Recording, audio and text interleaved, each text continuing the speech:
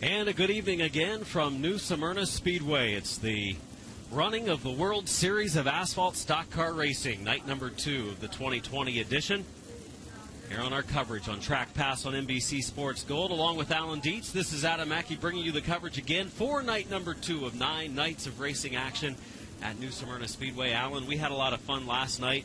5 divisions were on track. Going to be much the same tonight for those that couldn't come out to New Smyrna Speedway and watch. They'll get to watch it here on NBC Sports Gold. It's going to be a lot of fun, I think, again, here on night 2. Yeah, and I'm looking forward to our first main event of the night, the Florida Modifieds. We saw a great race last night here. Travis Eddy, the driver from Michigan, took home the win. They'll race again for 35 laps tonight, followed by the Pro Late models for 35 laps. The Wheelman Series featuring the Sportsman cars will be the featured event tonight. They'll go for 50 laps. Then there'll be a slight intermission. Super Late models will race for 30 laps, and the Mod Minis here tonight for the first time here at the World Series. Remember, folks, if you'd like to comment about tonight's broadcast or if you have any questions about what's going on here at New Smyrna Speedway, be sure to use hashtag trackpass, and we'll try to get you that information as best as possible. And you know, the weather's quite a bit different today here at New Smyrna Speedway, Adam. A little bit warmer, and it's been a beautiful, beautiful day, and it's only going to keep getting better. 57 degrees right now, but it's been up near 70 degrees. Very comfortable out.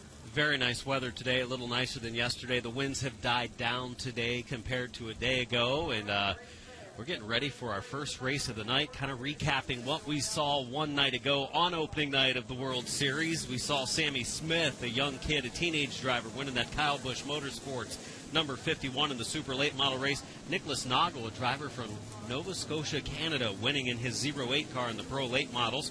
In the Florida Modifieds, which are rolling off pit road, getting ready to go racing, Travis Eddy, son of Mike Eddy, wins on night 1, looking for yet a 3rd championship in the last 4 World Series. And Sportsman competition, Earl Beckner claimed the win last night. The Sportsman tonight, they're special for the week. It's sanctioned by the Wheelman Series. They're going to go 50 laps, and they have a heck of a field of cars that's going to be out on the track racing later this evening.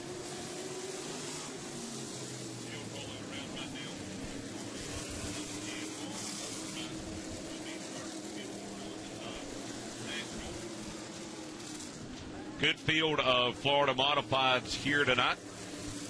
As we said, we saw a great race here last night. Zach Knowles in that car number 51. He's going to be on the pole. Driver out of Houston, Texas. He was the champion of the Modifieds of Mayhem Series in 2019. Tank Tucker in that car number 15. He came home with a 3rd place finish last night. He's a hometown favorite here from New Smyrna Beach. Wayne Parker gave it a great run from the back of the field after a spin early in the race. He finished 2nd last night by way of that finish. He gets to start 3rd tonight. And Travis Eddy, last night's winner, the invert was a 4 off of last night's feature for these Florida Modifieds. And Eddy, the Beaverton, Michigan driver, will start on the outside of row number 2. Augie Grill in the 112 from Hayden, Alabama will start 5th. St. Petersburg, Florida's Timmy Moore will roll off from the 6th spot in the 15M. New Smyrna Beach, Florida's Jerry Simons in the car number 66 will start 7th. And back in 8th will be the 6th from Enon, Ohio of Zach Stacy. Former ICAR Modified champion up in Indiana, Brad Springer from Hudson, Indiana. The 61 starts in the 9th position tonight. Daytona Beach, Florida driver David LeBeau in the 16 will start 10th. Veteran driver here at New Smyrna Speedway, Claremont, Florida driver Alan Brunn starts in the 11th position. And Scooter Bates from Texas starts in the 12th spot. Rounding out the field will be the 16D of Norman Dismuke from Alturas, Florida. The car number 14 of Bill Burba from Germantown, Ohio. And rounding out the field will be the 29P from Island Park, Iowa of Galen Price. Also a couple late entries making the call here in the last couple of moments. The 90 of Rick Warner's scheduled to start out of Ontario, Canada. And the 75 of Bobby Blake scheduled to start deep in our pack. So a really good field of Florida Modified scheduled to be on track. It looks like we'll have about 17 trackside for tonight's feature event to get us started. 35 laps for the Florida Modifieds, a 35-lapper for the Pro Lates. Sportsman for the Wheelman Series going 50. Super Late Models, a 35-lapper. And then the Mod Minis get their chance to race here at the World Series, rounding out our program tonight. A similar type size car is what we saw rounding out our class last night with the Bombers, but the Mod Minis have much more open rules, souped-up race cars, and they'll be scooting around this half mile to finish up our program. And it'll be interesting to see if Wesley Outlaw comes back for a double dip tonight. You probably open it up, maybe add a spoiler to the car, soup it up, and be ready to go.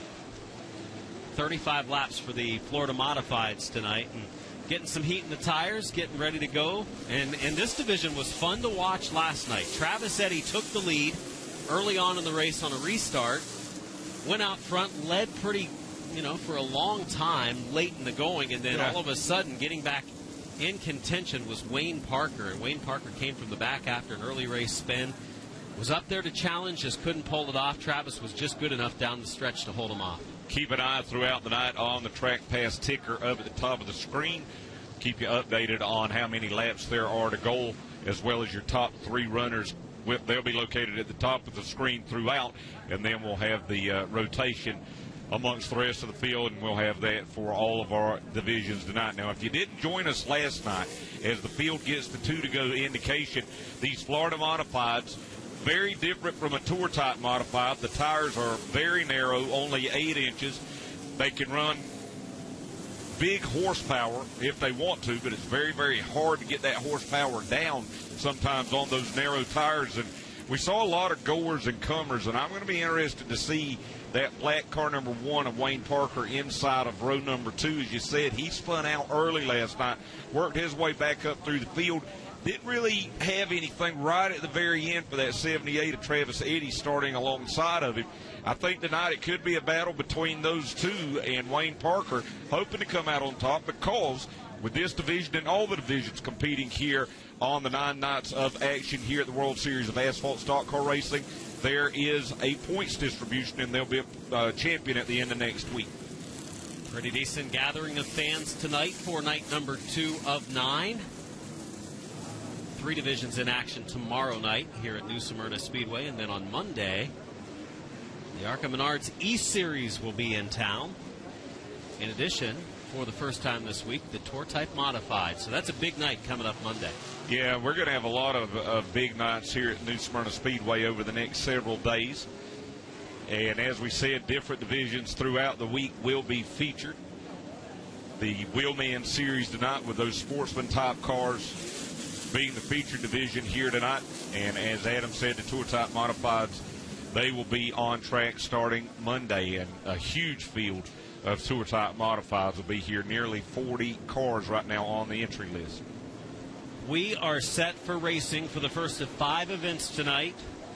Zach Knowles, 2-time champion of the Modifieds of Mayhem, starting on the pole. Tank Tucker outside. Wayne Parker and Travis Eddy, last night's top 2, starting in row number 2. Green is out in the strong field of Florida Modifieds. Race to turn 1. Tank Tucker going to jump out to the lead from the outside of row number 1 as the field heads down the back straightaway. Travis Eddy in that 78 car, he's going to look up to the outside, always dicey, going into turns 3 and 4 on the first lap for the Florida Modifieds. They do a great job, though, Adam. You can see Travis Eddy working the wheel in the outside lane. He worked through turn 4 and did so well. He's moved around Knowles, who he took the lead from on a restart last night. Eddy up to second. Parker ready to make his run. He's in the 4 spot. And how long is it going to take for Travis Eddy to go for the lead? He's right there with Tank Tucker. And you know, in the early going last night, we saw it just a lap ago with that black car number 51 of Knowles. He locked up that left front tire, but look at this battle for the lead back to turn 3 between Tucker and Eddy. Right there to the inside, Travis Eddy side by side coming off of turn number 4 and across the line. We got a yellow flag. Whoa. Close call as the 6 car of Zach Stacy had slowed. Looked like to bring out a yellow as all of a sudden the car pulls away from turn number 1. You saw a car slam on brakes there. Sorry to interrupt, Adam, and I believe that was the 51 of Zach Knowles as he was up in the groove there whenever the field came around. So first caution of the night out here with 3 laps completed. And Travis Eddy was making that move to the inside. Didn't take him long. First 3 laps of this race, and he was going for the lead with Tank Tucker. Zach Stacy has pulled down pit road. Probably looking for his crew. Needs some help. Comes to a stop right at the opening of where you turn to go down into the infield. You see that guy back behind him at the end of pit wall. He's like, man, sorry. I don't know where your crew is. As we get a look here at Zach Stacy. Stacy's Flooring, the sponsor on that machine out of Ohio. Zach Stacy, son of veteran late model modified driver Mike Stacy. Stopped on pit road. Trying to get this problem figured out. Looks like he's backing up. He's going to turn down into the infield. Yep.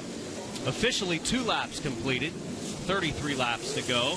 The leader, Tank Tucker, he's chosen the outside lane, and the leader gets a chance to do that on each yellow flag here at the World Series. They choose inside or outside, and most drivers have chosen outside with good success. Travis Eddy will start inside of row number 1. He'll be in second. Going off third on this restart will be the 51 of Zach Knowles, fourth the 1W of Wayne Parker, and fifth will be the 112 of Augie Grill. As the field forms up here, and let's see if Wayne Parker outside of row 2 there, he and Tank Parker can get a run on the outside of Travis Eddy as they take the green back to turn 1.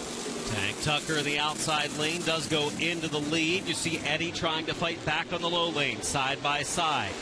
Tucker the advantage, but a lot of power in that 78 machine going down into 3. Look how good the car handles on the bottom lane for Travis Eddy as they complete the 4th lap.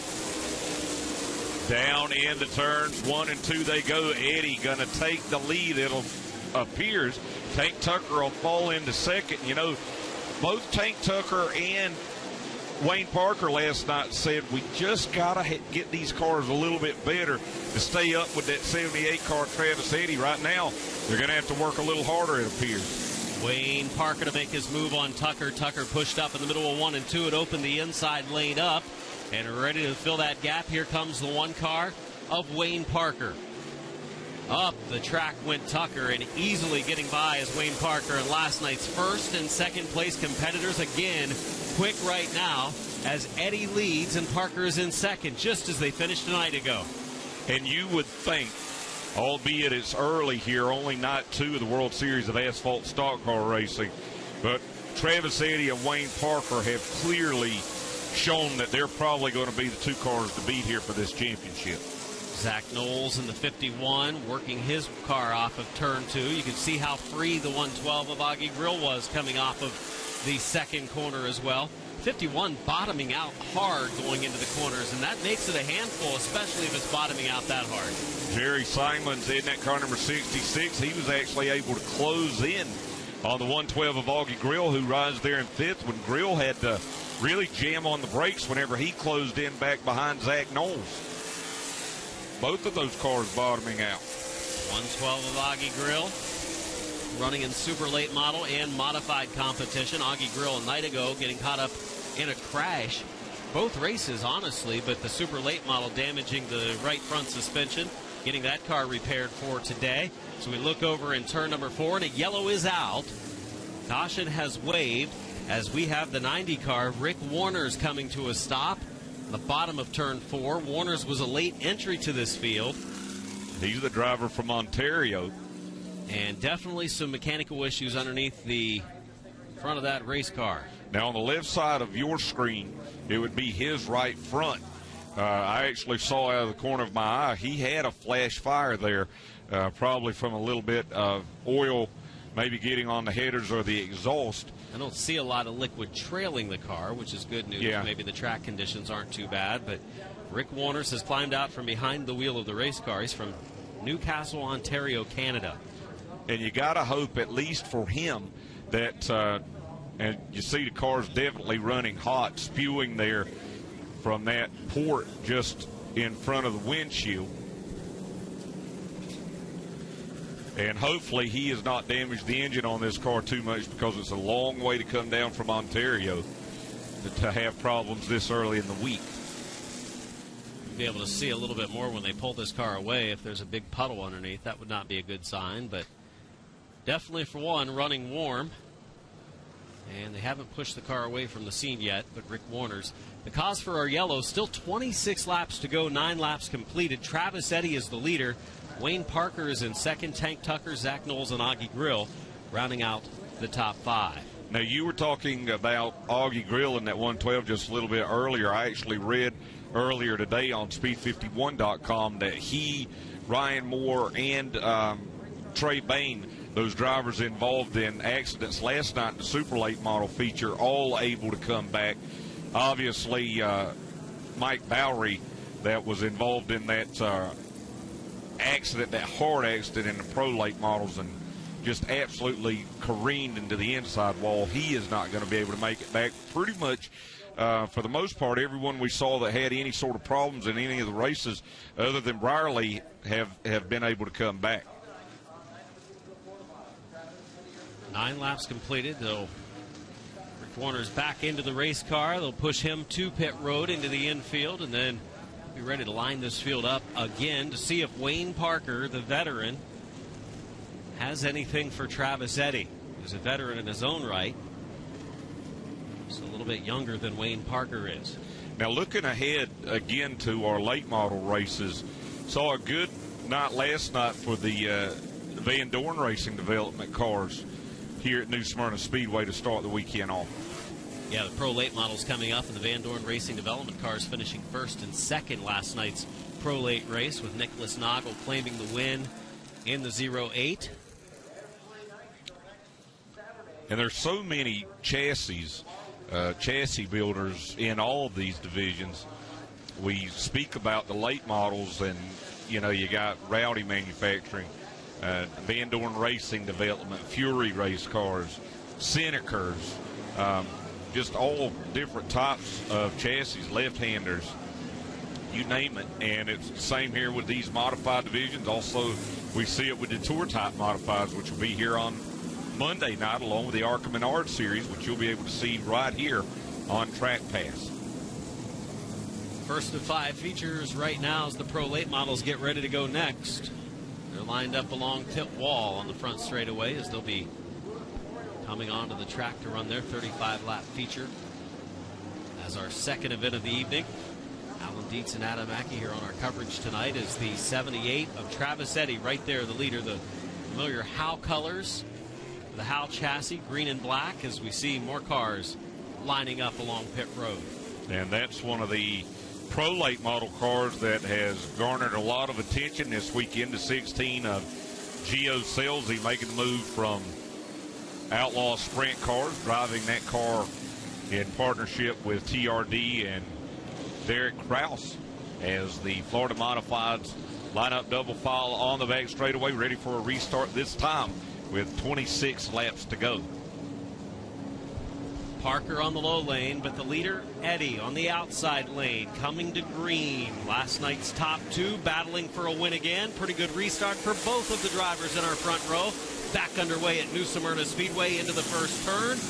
It's a slight advantage for Eddy, but a good run on the inside for Parker. Look at him go up alongside the driver's side door. Best run this entire weekend that we've seen for Parker down on the inside of Eddy. And they get awful close there out of turn number 4, but great driving. No contact. Let's see what happens this time back to turn number 1. They still stay off one another. They're trying to keep it clean, but man, running in close quarters, anything could happen. Just one little bobble, hit the apron wrong, and the one would slide up into Eddy, but they get in line over in turn number 4. And now they'll try to pull away from the field, maybe set up a run later in the race. 10 laps into the books, 25 to go, and Parker's car is quick to the middle of the turns. And last night he showed some signs of being a little quicker in the corners, but Eddy was rocketing off the turns and down the straight chutes. The one thing that Wayne Parker's got for him tonight that maybe he didn't have last night was when he got involved in that early spin, he had to come from the rear, and you wonder if he might have burned his tires up just a little bit, because after a while Travis Eddy was able to pull away from him. But right now Wayne Parker staying right in step. He gets a little swirly that time in turn 3 though. Entered a little late, got on the brakes a little harder. Car got a little free, was able to keep it in the right direction, maybe lost a half car length in the process. He gets a good run off of turn number 2, closes the gap back down. Watches these drivers kind of change lanes a little bit and see where one is maybe a little better than the other, and I'm sure Parker knows he's better through the middle of the corner than Travis Eddy, but Eddy is holding a pretty wheel, and again, last night didn't make any mistakes, didn't give Parker a chance to get up and take the win away.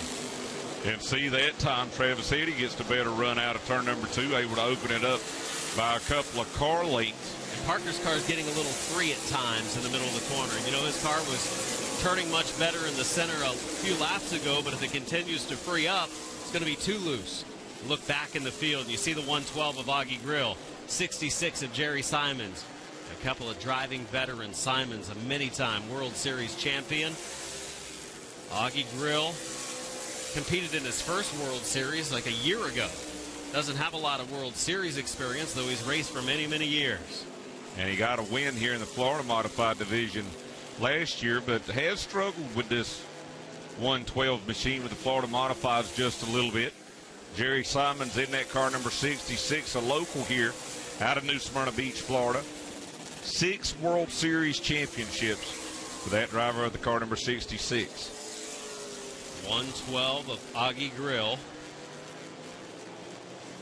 Slow entry into turn 3. Simons closes that gap. See the sparks fly in the middle of the turn as the 112 of Grill bottoms out. Also some sparks coming off the brakes, I think, a little bit going into the turns.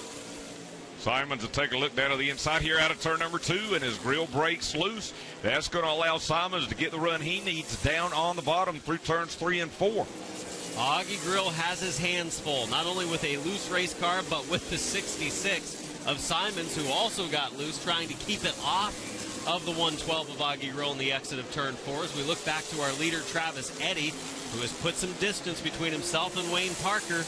The lead now has grown to over half a second, several car lengths, and Eddy is just smooth out in front of the field, keeping that 78 car in the right direction.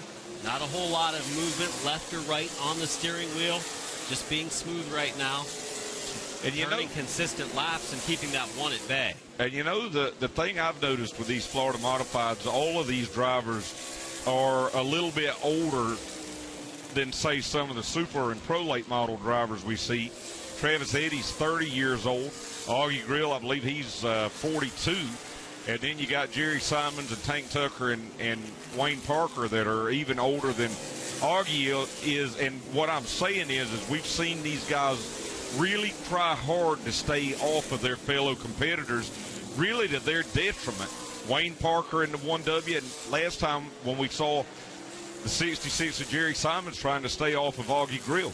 Simon's car really good getting into the turn there, has a really nice 3 and 4, closes the gap big time, just about to set up another run, looks to the inside of Augie Grill. Again, this is for the number 5 spot, 13 laps remaining.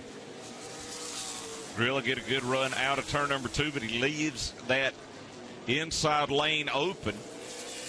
And these cars, again, have the horsepower where they don't get as bound up as the Sportsman cars or the Pro Late models do. And you can get that little bit of extra horsepower out of the corner if you can hook it up here on these 8-inch tires. Getting by the Galen Price, number 29 modified, as they race through turns 3 and 4, closing on some more traffic.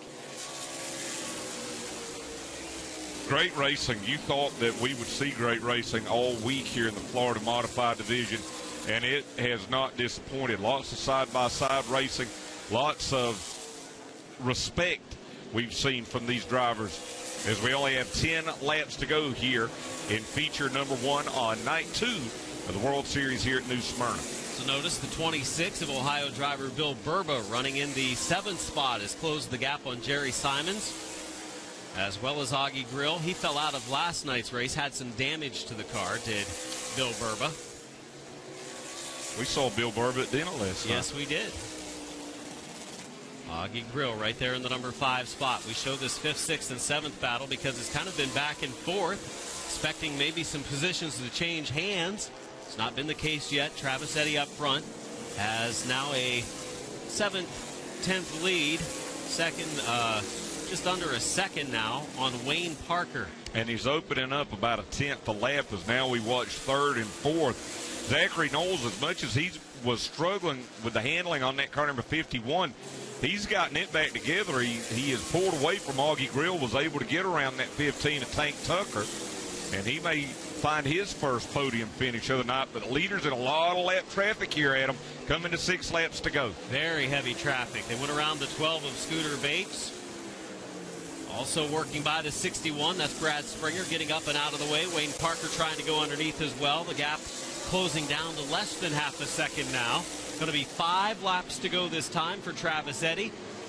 A little bit clear racetrack ahead for Eddy now. Should help him out. Tries to build his lead back up and does. Adds about 3 more tenths to his lead that time. So might have a little more left in that 78 car. You know what really impressed me last night was talked to Wayne Parker after the race and said, man, I know that's got to get under your skin to see that 78 car in front of you after having won 8 races here last year. And he said, nah, I flip burgers for a living, and to be able to go out and race with a guy like Travis Eddy means a lot, and just a lot of respect for these drivers. 3 laps to go for Travis Eddy. These 2 drivers have run away from the rest of the field. They have a 7-second lead on Zach Knowles, who is in 3rd. 2 to go for Travis Eddy. Clean and green for him. Literally, he's got a green race car, and it's clean. You're running at the front of the pack like this, a lot easier to keep it clean, and that's where Travis Eddy has been these first 2 nights of the World Series as we get the white flag and 1 to go for Eddy, trying to go 2 for 2 to start World Series here in 2020. And he has no lap traffic immediately in front of him. He's got a good lead right now, over a second now for Wayne Parker. As Travis Eddy's going to work through turns 3 and 4, checkered flag will be in the air, and he's going to take the win here in the Florida Modified Division for the 2nd night in a row. Wayne Parker will come home in 2nd. 3rd to go to the car number 51 of Zach Knowles. 4th will be the 15 of Tank Tucker. And rounding out the top 5 will be the 112 of Augie Grill. Another impressive run here for Travis Eddy. Michigan driver going to take his 2nd win in a row here at the World Series of Asphalt Stock Car Racing at New Smyrna Speedway. And you see the Pro Late models readying now for their 35-lapper.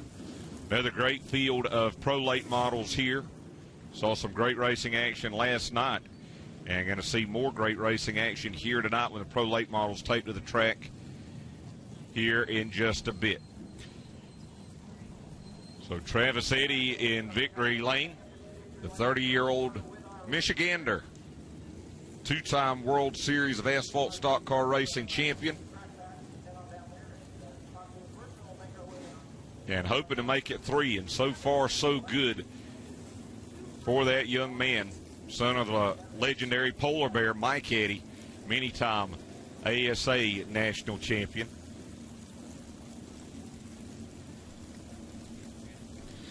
All right, he climbs out. Let's take it down trackside to Adam Mackey. He'll catch up with our winner.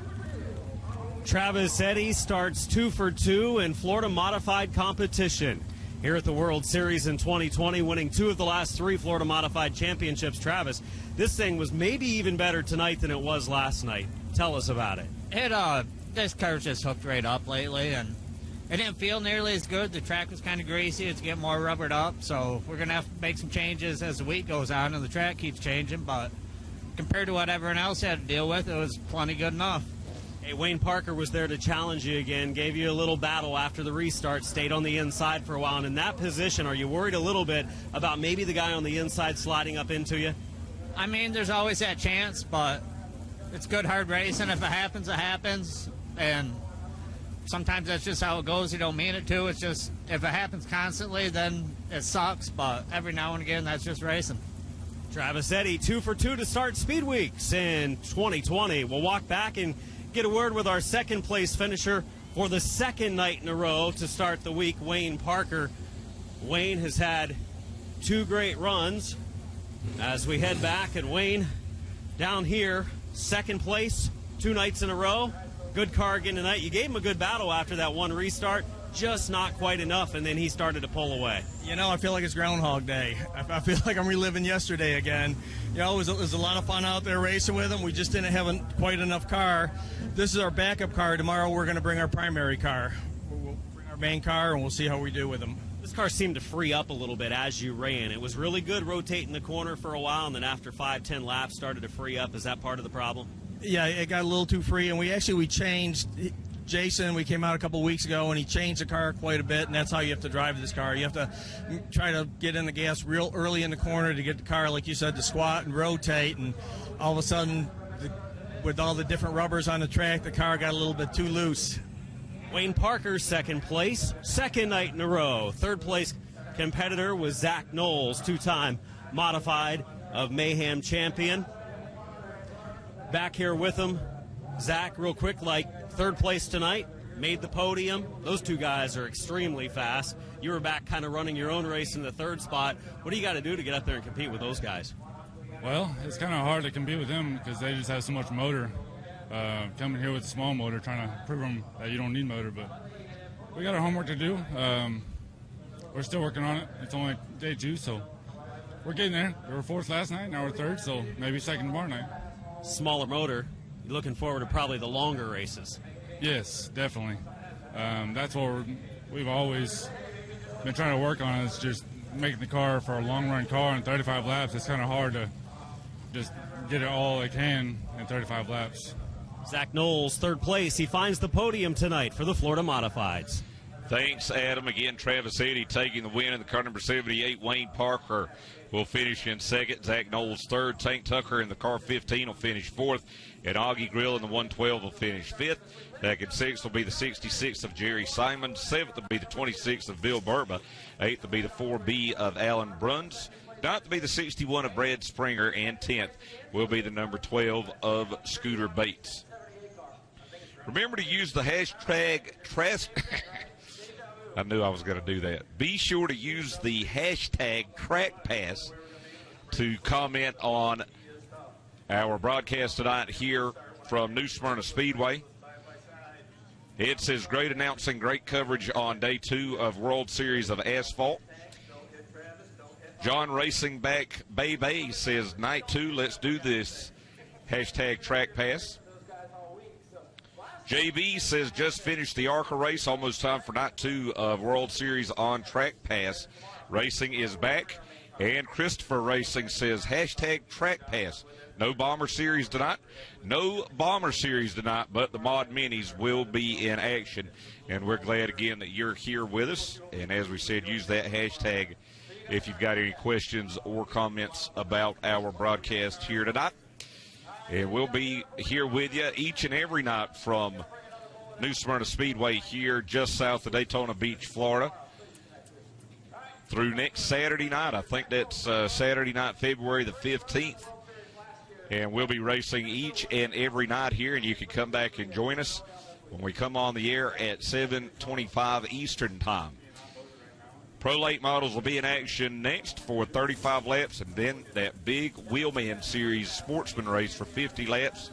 First time the Wheelman Series has ever competed here at New Smyrna Speedway. Big field of cars, and those Sportsman drivers are excited as they get ready for that tonight. How about Wayne Parker? Finishes second 2 nights in a row, very fast race car, and says, yeah, this is just our backup car. I'm going to bring the primary car out tomorrow night. Well, and I was very impressed, too, with Zach Knowles saying he brought a motor with less horsepower, and I think you hit it right on the head that whenever we get to, you know, those longer races, that he'll be able to maybe take advantage of less tire wear with less motor.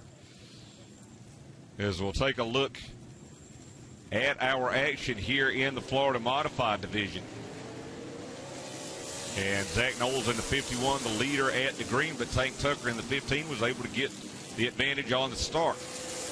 Now you see Knowles gets overtaken by Travis Eddy. Close call there, and actually Knowles had to jump hard on the binders. We've seen him lock up the tires a few times this week. Battle for the lead here. Travis Eddy in the 78 will take that away from Tank Tucker. And look at this great racing. I do not know how Travis Eddy and Wayne Parker didn't make contact out of turn 4 and then back here in turns 1 and 2. But in the end, Travis Eddy was able to stretch it out at him. Yeah, it's been the Travis Eddy benefit for the first 2 nights here in the Florida Modifieds. As each race, he's been the event winner, starts 2 for 2 in a competitive field of modifieds with some really good veteran drivers. But Travis Eddy has things figured out, and he says this car is so good. He said, but we got to make some adjustments. This track is going to change every night during the week. Don't want to adjust themselves out of the ballpark, though, that's for sure. No, and you can do that, and, you know, you could definitely see more perspiration on Traverse City tonight than you saw last night, and that's basically going to continue. I mean, the temperatures are going to rise about 2 or 3 degrees each day, and then I think Wednesday or Thursday we're going to be up around 80. So the track's going to take a lot of rubber on, as Wayne Parker said, and with that heat, this racetrack's going to get really slick. And for a car like these Florida Modifieds with only an 8-inch tire, same with the Sportsman cars, only with a 10-inch tire, it could get pretty crazy, and I think it'll get crazy in all of our races as the week goes on. Got the Pro Late models lined up along pit road. They used times from their final practice and group qualifying. Pretty big invert, too, Adam. Yeah, inverting 6, putting Jarek Johnson on the pole. Connor Mosack to start in the second spot. Saw him running strong last night in Pro Late Model competition. Ran really well, but look at where last night's winner, Nicholas Noggle, is going to start. We'll give you the full lineup here in just a minute, but Nicholas Noggle, the Nova Scotia driver, going to start back in 11th. Not the qualifying run he wanted, but could make for a fun 35 laps as good as he ran here last night. Jet Nolan, Daniel Dye in the second row, Hunter Wright and Jamie Skinner, the top 2 from today's practice qualifying session. Rounding out our first 3 rows is Field of Pro Lates. They're lined up along the pit wall to the left on our screen. On the right, you see the outlaw-looking bodies on the Sportsman cars of the Wheelman Series, and they're getting ready to go 50 laps as our third race of the night. You mentioned Jamie Skinner. He was the fast qualifier, the son of Mike Skinner, 42 years old, from nearby Port Orange, Florida. 2005 Pro Truck World Series champion. 3 wins here at New Smyrna Speedway in 2019 in the Pro Late Model division, and he's done well here in the World Series as well. He's got 1 Pro Late Model win and 2 Pro Truck wins, and I would not be surprised to see Jamie Skinner compete for this championship here at the World Series for the Pro Late Models. Take it a little bit further back, starting in 7th will be the 12K of Brad Casso from Union Grove, Wisconsin. Hayden Sprague, Livonia, Michigan driver, in the 51. And then there's Gio Selzy in the 16 car out of Fresno, California. And we saw a guy that we've got a ton of respect for here earlier today, checking Gio out. That's Darrell Gwynn, the former NHRA Top Fuel champion. Of course, Gio is former Top Fuel and Funny Car champion Gary Selzy's son. So keeping it in the NHRA family. And Jerry Otuzzo going to start back in 10th. Nicholas Noggle, last night's winner, starting in the 11th position. You see Bobby Wilberg starting in the 12th spot in the 28W. Christian Rose driving a 26 car tonight. They say the car was the same. He's changed the number from 55 to 26. Hudson Halter starting 14th. Chuck Tuck in the 17 starting 15th. Dario Capircio from Ontario starting in the 16th spot. David Weaver starting 17th. And Peter McVeigh in the 18th starting position. Our Pro Late Model field set to go tonight here at New Smyrna Speedway. Peter McVeigh in that car number 73, shotgun on the field. And he ran all 7 World Series races for the Pro Late Models back in 2018. His best finish was 6th. He's going to have to pass a lot of cars tonight, though, if he wants to better that 6th place finish here from back in 2018. We talked about our Florida Modifieds, which we just saw complete their feature, the first of the evening. Travis Eddy and Wayne Parker definitely setting up a battle between those two for the championship, at least in the early going. But all it takes is one bad night of bad luck that can destroy your chances for a championship here at the World Series. It's a long, grueling week with several features that they're scheduled to run in. Now, just so you know, because you were coming back from the trackside interviews, of course, I like to read our Twitter comments. Ed says, great announcing and great coverage on day 2 of the World Series of Asphalt. I guess Ed didn't think we did a great job on day 1. Yeah, he's probably, thought we knocked the rust off last night. Now we're in the groove for night 2. NASCAR Chasers 1419 says, Track Pass noticed the New Hampshire Motor Speedway banner. We go there every year from upstate New York, and they do have the Full Throttle Weekend advertisement on the flag stand banner. That'll be September 11th through 12th at New Hampshire Motor Speedway, featuring the Musket 200 for the Whelen Modified Tour, the ACT late models, along with the ARCA Menards E-Series, and I believe the NASCAR Penny Series, all in action at New Hampshire. That'll be in September, and you'll be able to see it right here as well. Steve Lewandowski, Track Pass, love the racing, love the, he says England short tracks. I believe he means New England short tracks when the snow melts. Go Florida. Richard Coleman says, nothing better than being able to watch Speed Weeks at New Smyrna from the comfort of North Carolina. Great broadcast effort, Track Pass. NASCAR Chasers 1419. Oh, I already read that one. He did it twice. Steel Graph says, Track Pass, Jimmy Black is my hero. And Duke is getting beat, which is always a good thing. Unfortunately, it's by North Carolina, so really nobody's a winner tonight. You have no dog in this fight being from Ohio, right? No, correct. No dog in the fight. Now, Skylar Brockmiller has a question for us that you might be able to answer here for us, Adam. When does Ty Majeski race at the World Series? I believe he's coming in Tuesday. Yeah, he's running. And I think Friday. Yeah, he's running a couple of Saturday, probably. The 50 lapper, I think, and 100 lapper. Yeah, he's running the special events for the super late models this week. And then Corey Sanborn says, hashtag Track Pass. Trevor Sanborn Motorsports watching in Parsonsfield, Maine, at Real Alan Dietz, at Mario Ercolani, and at Libby Dale.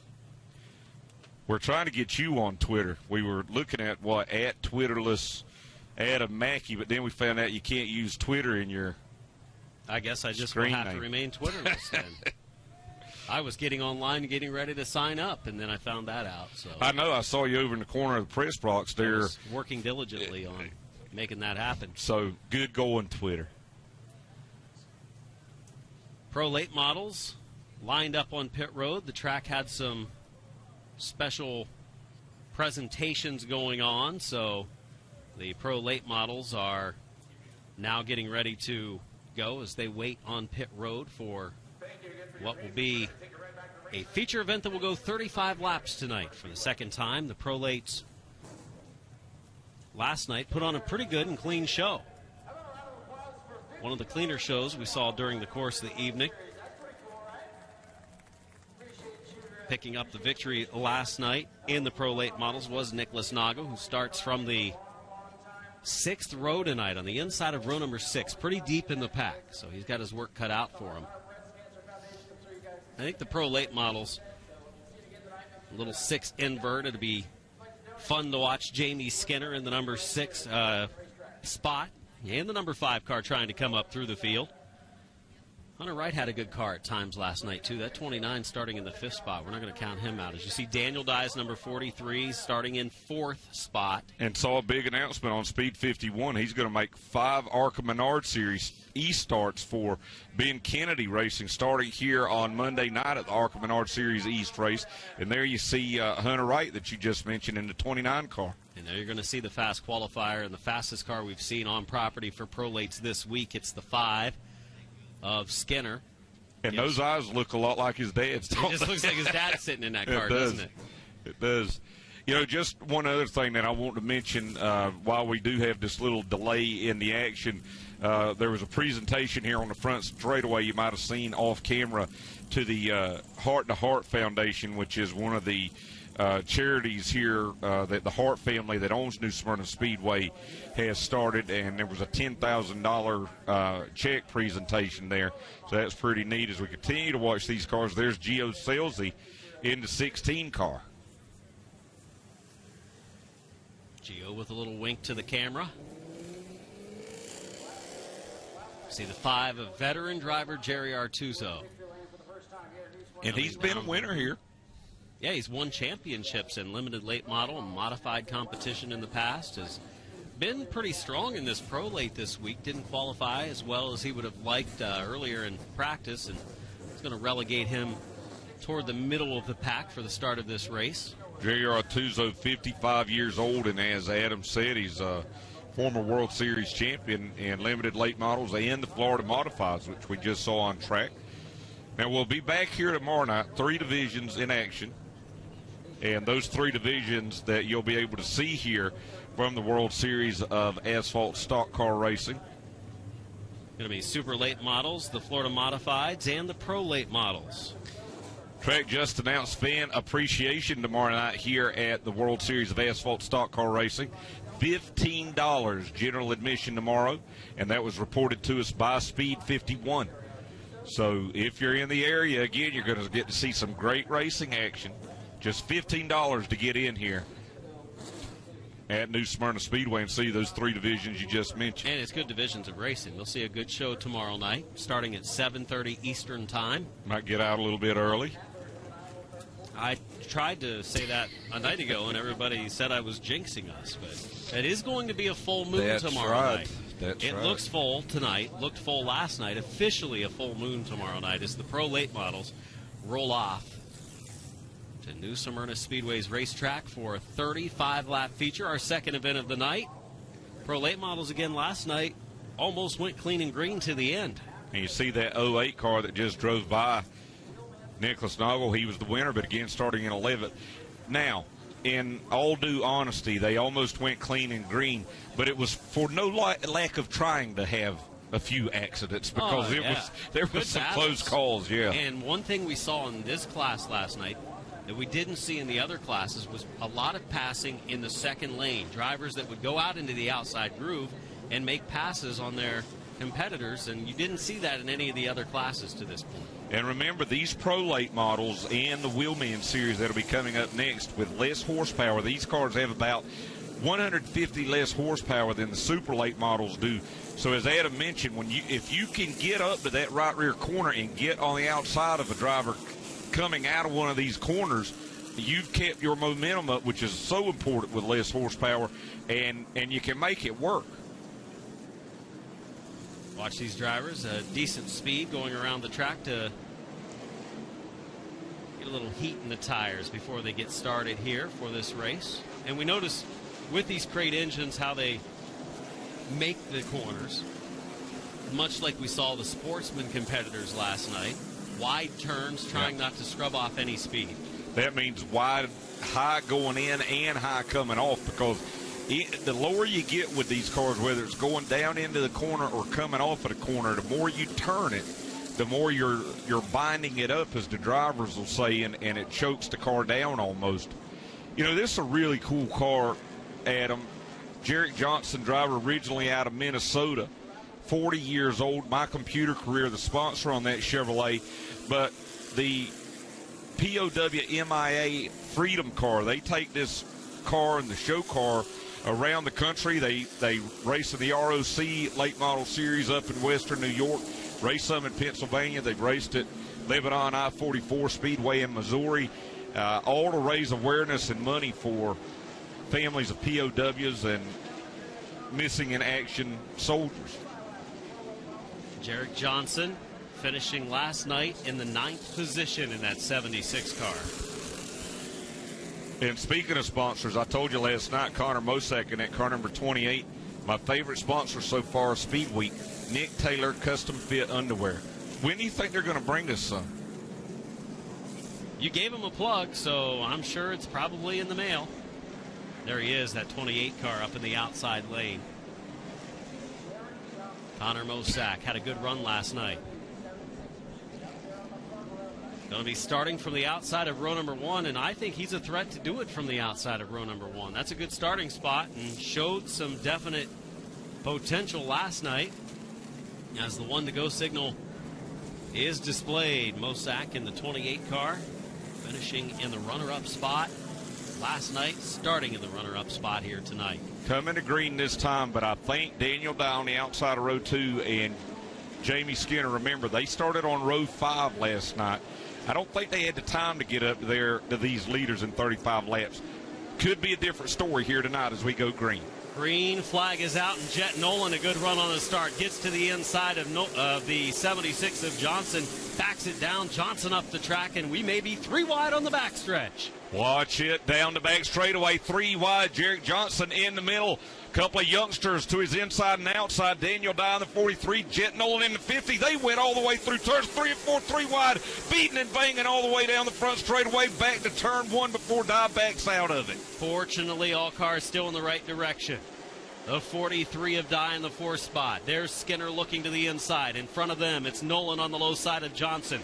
Second place up for grabs, and Nolan has it. And he had a good run in his Pro Late model last night, finishing in the 3rd spot. I'm glad you can talk right now because I have no idea how they did that. It's crazy.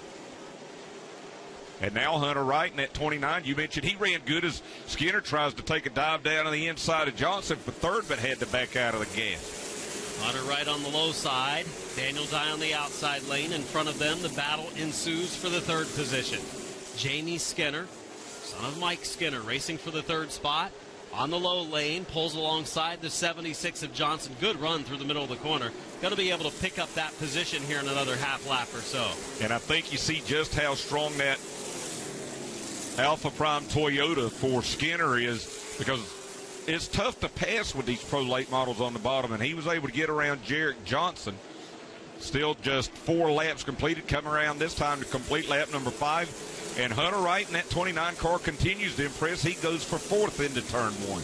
Hunter Wright on the low side of Jarek Johnson. Johnson, the pole sitter in this race, finished in 9th last night. Did turn the good lap earlier today to get him in the invert in the 6th spot. And that put him on the pole for the race. A little bit of contact there, a little side draft there for Hunter Wright. Goes up and hits the door, puts a donut on the 76. You know, we joke about it, but here at a racetrack like New Smyrna Speedway, when you get on a half-mile racetrack, there's not a lot of aero, but it doesn't take a whole lot if you can steal just a little bit of air off of that driver next to you to get the advantage into the corner. And it looks like Hunter Wright might be able to do it this time out of turn 2. Or if you can knock the steering wheel out of his hand, middle of the straightaway, that helps sometimes too. As Hunter Wright pulls forward, gets by the 76 of Johnson, able to clear him. Daniel Dye in the 43 is there. The Skinner team car back there, the 51. Quickest. Hayden Sprague from Livonia, Michigan. He's also in that battle. Watching this race right now, back for 5th as Daniel Dye in the Dodge looks to the inside of Jarek Johnson. Johnson, he got awful close to that outside wall in turn 4. Daniel Dye, good run through 1 and 2. Pulls alongside Johnson. Side by side heading to turn 3. Battle right now for position number 5. And Sprague waits right behind him. Looks for an opening as well. He'll try to follow the 43 if he can make the move. Watching the Pro Late models, our second feature event of night number 2 of the World Series from New Smyrna Speedway. Here on Track Pass on NBC Sports Gold. It's side-by-side competition. And turn number 4, Daniel Dye on the inside, Jarek Johnson on the outside lane. Ooh, now they make some contact. Dye a little bit sideways going into turn number 1. He does a good job, keeps his foot in the gas. He'll only lose a little bit of ground. Really good car control there. It actually helped him out almost. He went to the bottom of the racetrack, kept it in the right direction, didn't lose control, and is able to get up there and still battle with Jarek Johnson as Sprague waits patiently behind. Up in our picture-in-picture here as we go in the upper left of our screen, some contact between Skinner and Jet Nolan. Skinner trying to take the 2nd spot away. Skinner has turned the fastest lap of the race so far. He and Nolan make even more contact. He has got to get around Jet Nolan. 22 laps to go if he wants to close in on Connor Mosack and race for the win here. Retaliation coming. Yep, and there's the contact, and you saw Skinner working the wheel, and I think he even said thank you and said he was number 1 whenever they went past the start-finish line. I think he just said he's got one more driver to pass to pick up a win tonight, and that's the race leader, Connor Mosack, the 28 car out in front of the field. Jamie Skinner running in 2nd. Hey, Jamie Skinner's not afraid to trade a little paint. I'd be afraid to trade any with him. Have you ever? That guy's that's a big boy. He's taken the 2nd spot, and he sets his sights on Mosack, who has a 1.1 second lead.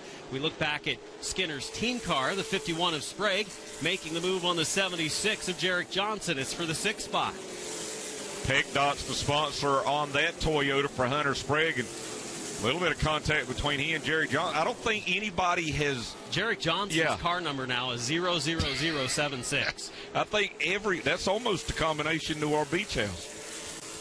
Oh, wow. You just let everybody in. Well, I didn't say it was exactly. Yeah, that's true. Look, they made more contact. He must have a magnet in the door of that 76 He's car. taking some abuse, yes, as he drops back in line, and Brad Cassot in the 12 car from the north has closed the gap. Now it'll be his turn to go up and put a tire mark on the side of that 76 car of Jerry Johnson. Yeah, I'd say Jerry Johnson's saying right now, no, just give me a break, Brad Cassot. Let's see. Johnson just can't keep that car down, and that's what's really bit him so far in this race. He has slid from the pole back to 7th, now trying to hold off the 12 of Cassot.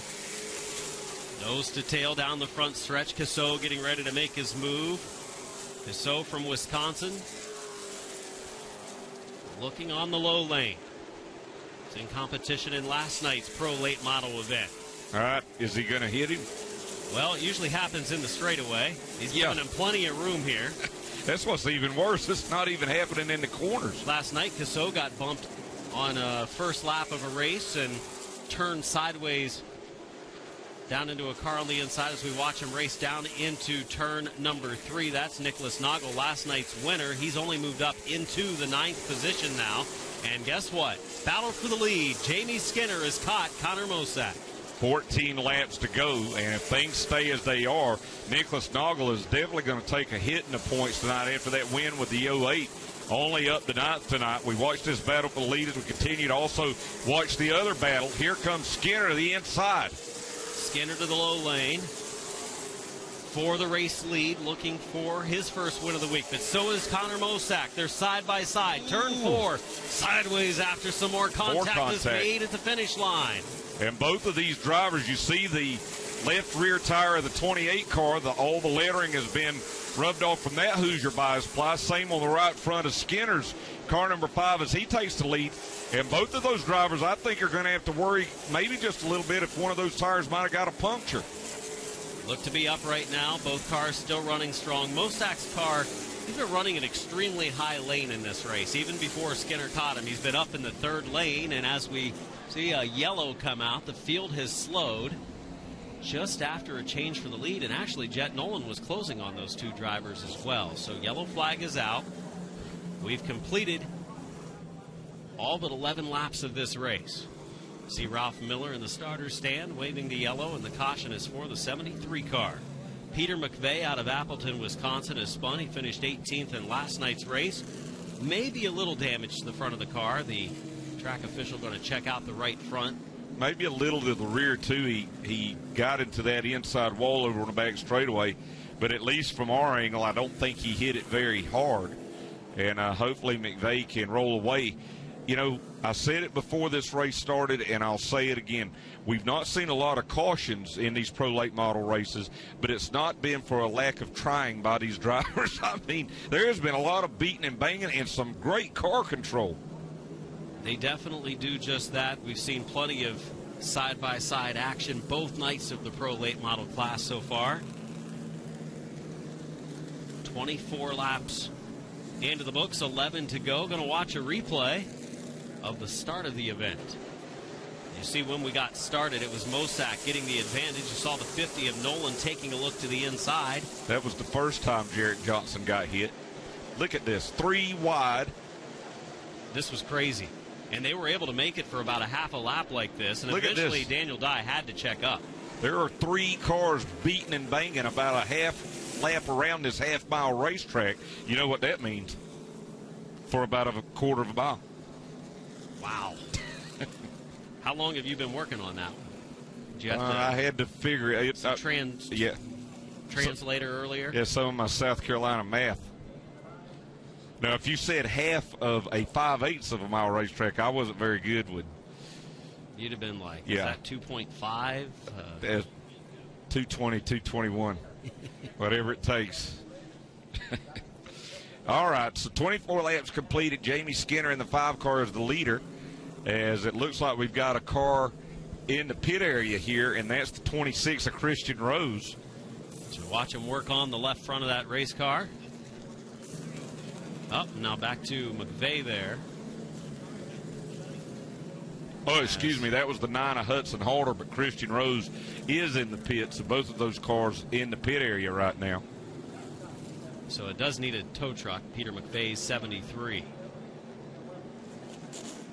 Again tonight, Pro Late Models going pretty deep into the race without a yellow flag. This time not quite as far as last night when we had just a couple of laps to go.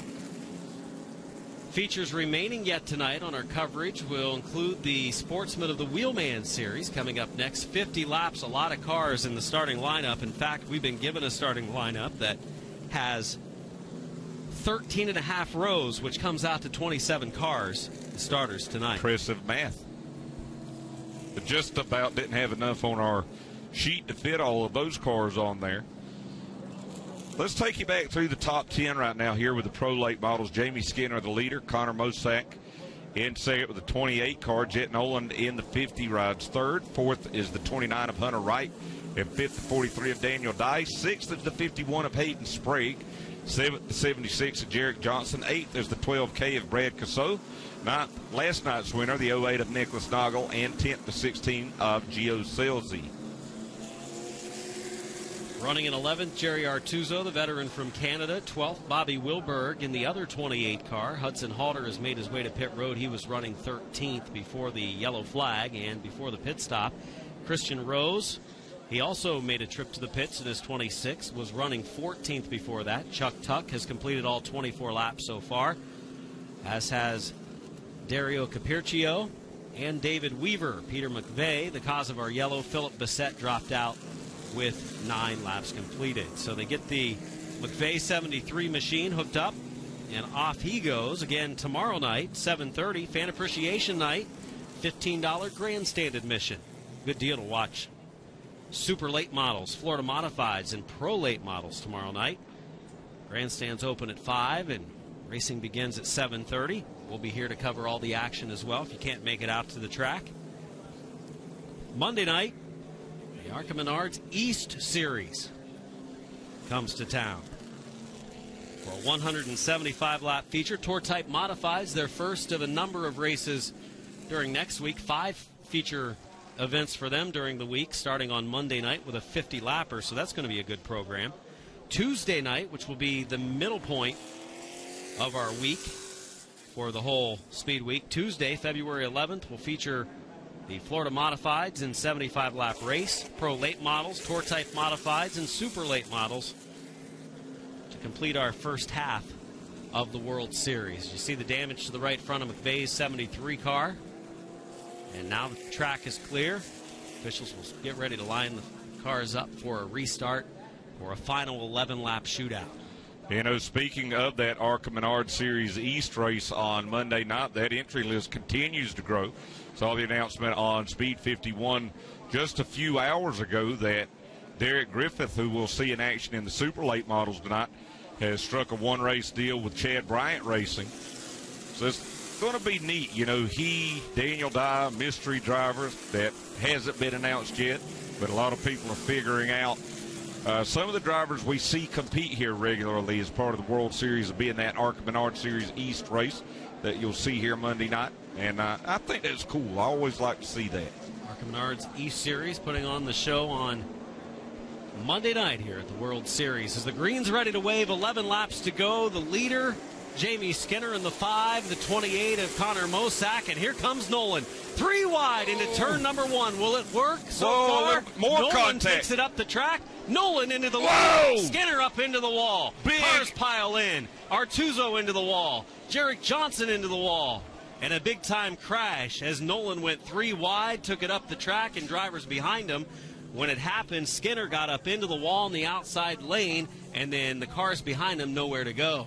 And a lot of cars coming down into the pits. That could have been even bigger, quite a boondoggle as those cars worked through turns 1 and 2 and got together over on the back straightaway. And I can promise you that Jamie Skinner is not going to be happy. But, you know, it all looked like it started when the 28 car of Mosack, he didn't get a great restart. It wasn't terrible, but Jet Nolan got a really good restart from third. We've seen this, though, in 2 nights. The original restart earlier, Jet Nolan had a great start. last night Jet Nolan was good on starts. That car just has good restarts. He got to the inside, and he said, you know what, late in the race, 11 to go, I'm going to take my chances. He did okay with Mosack, but then he pushed up into the Skinner car, and Skinner had nowhere to go coming off of the turn, got up into the wall. You see Artuzo's 5 parked over there. Christian Rose in the black car. Those two cars still stuck on the back straightaway. A lot of contact. And, you know, we'll see from our replays here momentarily, but, you know, when they went down into turn number 1, Skinner's spotter, I think, told him what was going on because Skinner went into one way high, but the 50 still got into him. And then as they came out of turn 2, Skinner went around and mayhem ensued from there. Getting ready to take a look here in a moment. A replay of everything we had, and here's the restart. And again, Nolan got a good restart. It wasn't really that Mosack didn't. Nolan just got a really good restart. Pulls to the inside, up the track, and then Skinner has to back off. Unfortunately, gets up in the loose stuff out of the groove, and then everybody else piles in. Artuso was the one that took the really hard hit in the 5. And if you'll look here, as we go into turn number 1, the black and yellow car, Nolan, goes down to the bottom. But he and Mosack will make contact right there on the right rear of the 50 car, sends him up into Skinner, who gets into the wall. And do you know who missed that? Man, Jerry Artuso. Did you see that barrel that went flying? Let's see again here out of turn number 2. And you'll see Skinner in the black 5. He goes up on the wall. Mosack did a great job to save this, by the way, the 28 car. But watch the Artuso hits the barrels. And I'll tell you another car that did a great job, and we were talking about what a lackluster run so far the 08 car of Nicholas Noggle has had. He was able to get right through that last night's winner. Watch the 08 car down here, 4th car on the bottom. He struggled tonight, but watch him get through here as all 3 of those cars in front of him go in different directions, and he's able to go through the middle. And then there you see Artuso. Watch everybody trying to get out of the way of the barrels. That truck didn't. Look at that truck. Look at the right side of that truck. On the side. That's when the action comes right to your living room. Oh, and you could see the look on the guy's face was like, he just hit my truck with a barrel. Awful. Hold my Artuso, beer. Yes. The reaction on his face was like, oh, my. I mean, that truck is destroyed. Yeah, they're looking. Look at that red truck and the kid standing right there to the right side. You got to need more than a plunger to pull the side of that truck out. Yeah. He's going to need a really good plunger. He might plunge for that all night just to get the dents out of the right side of that truck. 11 laps to go. Oh, my goodness. How great is that? Look at the barrel there, and there's the right side of that. Oh, man, knocked the window out. You know, fortunately, the barrel hit where it did and not the back of the truck where the folks were standing. That would have, obviously, a heavy barrel that has been lifted off and thrown to the infield. That's a dangerous place to park your vehicle. Well, you know, it's been a wild night at the racetrack whenever you leave, and somebody says, what happened to the truck? And it got totaled in the infield. At a racetrack. Yeah. I've seen race cars out here that's wrecked that didn't look as bad as the right side of that truck.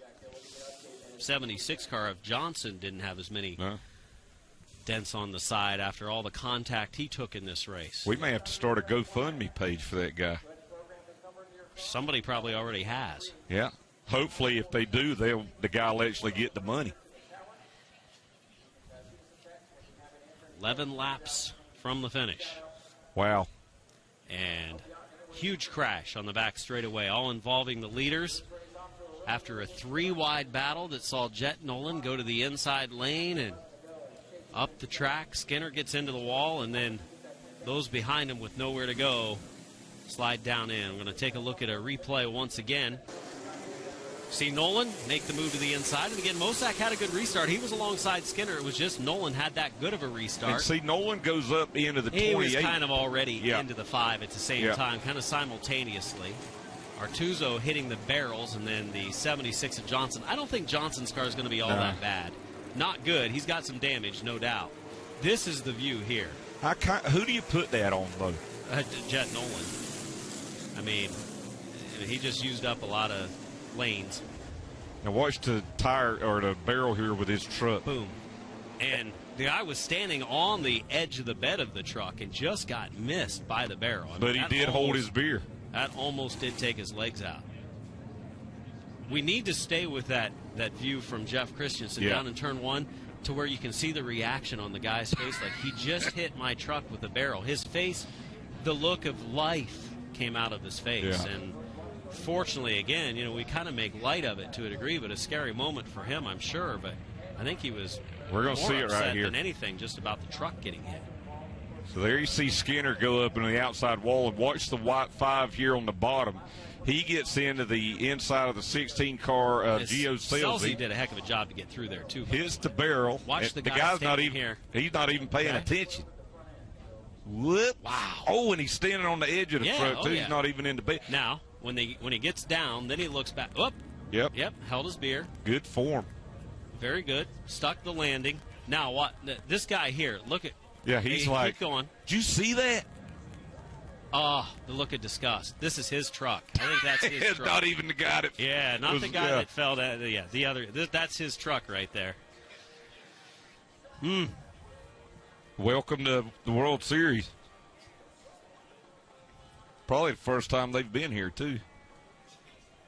Well, I guarantee as veterans, if they come back, they're not parking their truck there.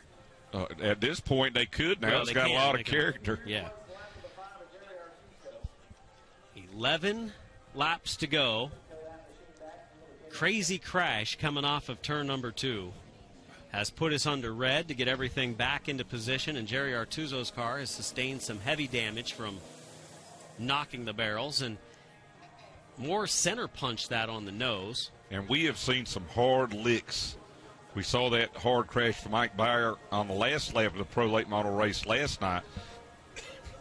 And now the work going on Jamie Skinner's car, number 5, and they're looking at the right rear. The right rear was flat after he got into the outside wall there, and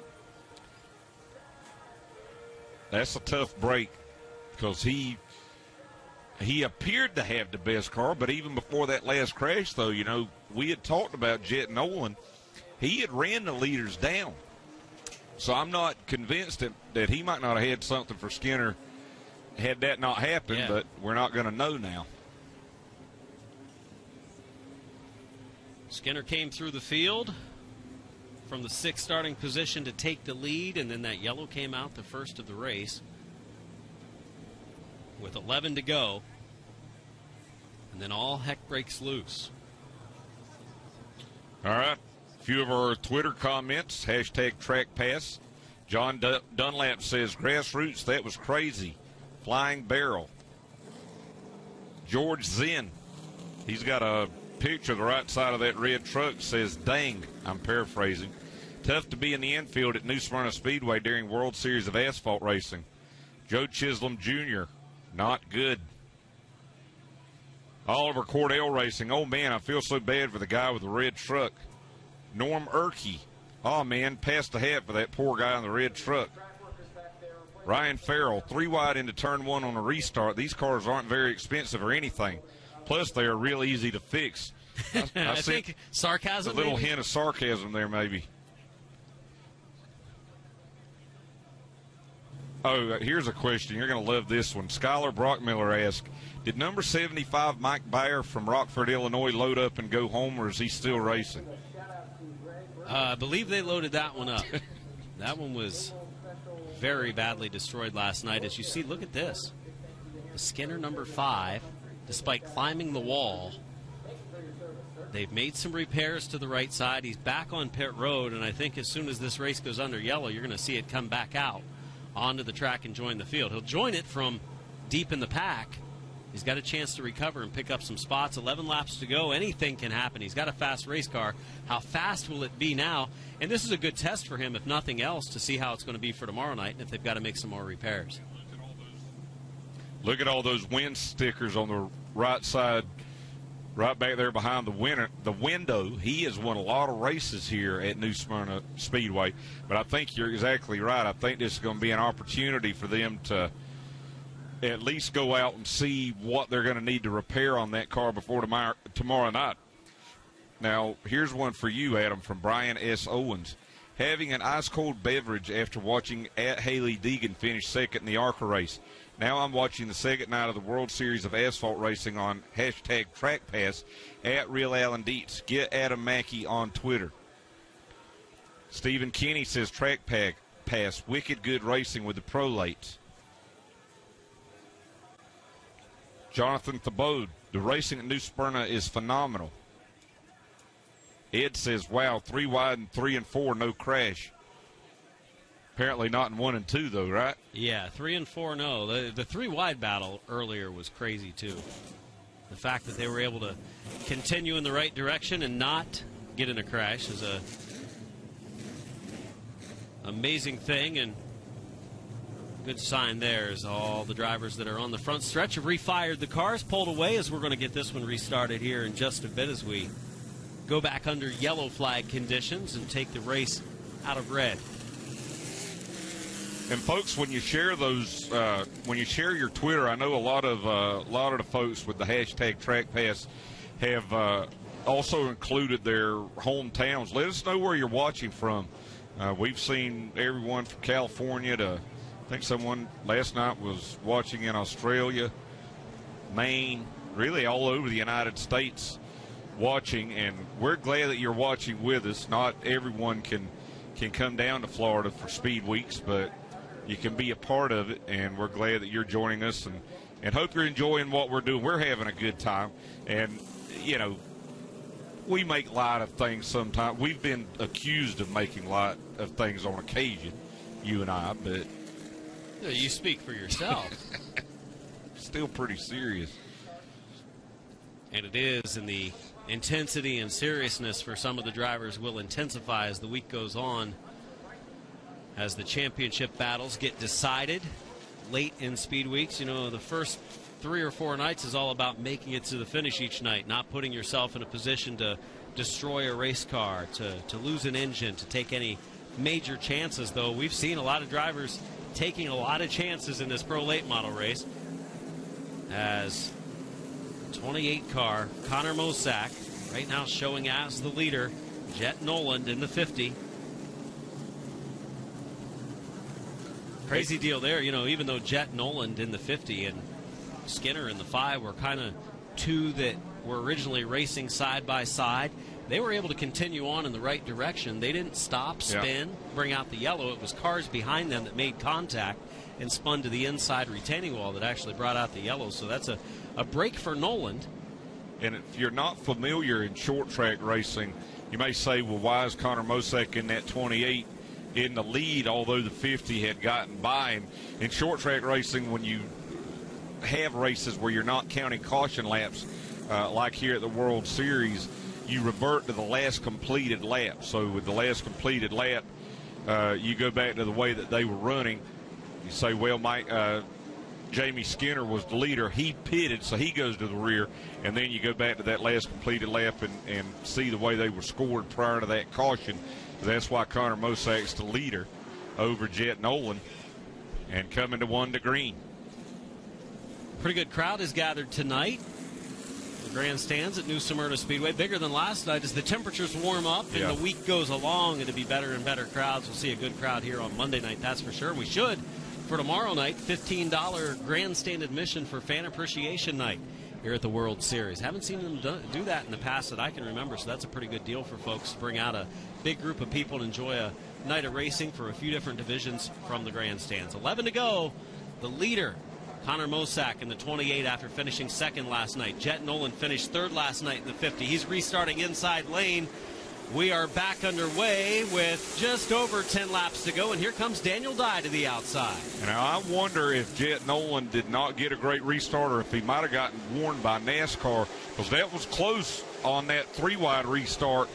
He was not around anybody by the start-finish line, but it was close. Now Daniel Dye looking up to his outside. They make contact out of turn 4. They straighten it out, though, back to turn 1. Saw a little piece of debris fly into the air. Don't know if it's anything major when that contact ensued. Right there's Brad Cassot in the 12. We see the Sprague machine, the 51. Selzy back in the 16 in front of them. Now it's Daniel Dye. We focus on him. He's running in the 3rd spot. Running 4th at 29. of Hunter Wright. Down to 9 laps remaining, and Nolan now gets ready to set up a battle with Connor Mosack, two of the drivers that finished in podium spots last night, and they're battling for the lead and the win tonight here at New Smyrna Speedway. Nolan gets a good run this time out of turn 4. Mosack maybe throwing a little bit of a block that time, going down into turn number 1. And caution's out. Looks like a car around over in turn 4. Yeah, we've seen him make a couple of trips down pit road earlier in this race. It's the 26 car of Christian Rose. And he made contact with the wall this time. Alpha Prime, the sponsor on that Chevrolet, for the driver out of Martinsburg, West Virginia. Now, I also got a question. Somebody was asking, since you're Twitterless, do you still also have a MySpace account, Adam? Negative. Didn't have one of those.